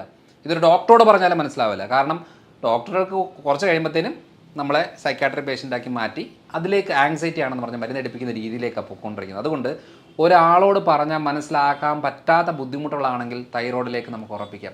അതുകൊണ്ടാണ് ഞാൻ ഇത്രയും നേരം നമ്മുടെ ആക്ച്വൽ പ്രശ്നം എന്ന് പറയുന്നത് തൈറോയിഡിലേക്കാണ് വന്നുകൊണ്ടിരിക്കുന്നത്. അത് ചെക്ക് ചെയ്ത് നോക്കി ഉറപ്പിക്കുക എന്നുള്ളതാണ് ഞാൻ എല്ലാ വീഡിയോകളിലും എല്ലാ സ്ഥലങ്ങളിലും പറഞ്ഞുകൊണ്ടിരിക്കുന്നത്. ഇതാണ് ഇപ്പോഴത്തെ മെയിനായിട്ടുള്ളൊരു പ്രശ്നം. ഓക്കെ ഒരുപാട് നേരം തൈറോയിഡിനെ കുറിച്ച് ഒരുപാട് ഡീറ്റെയിൽ ആയിട്ട് പറഞ്ഞു. പലപ്പോഴും പല ആളുകൾക്കും വരുന്നൊരു തെറ്റിദ്ധാരണകളെല്ലാം സാറ് ക്ലിയർ ചെയ്ത് തന്നിട്ടുണ്ട്. നമുക്ക് എന്തായാലും മറ്റൊരു ടോപ്പിക്കുമായിട്ട് നമുക്ക് മറ്റൊരു വീഡിയോയിൽ വീണ്ടും കാണാം. Thank you. Okay, thank you.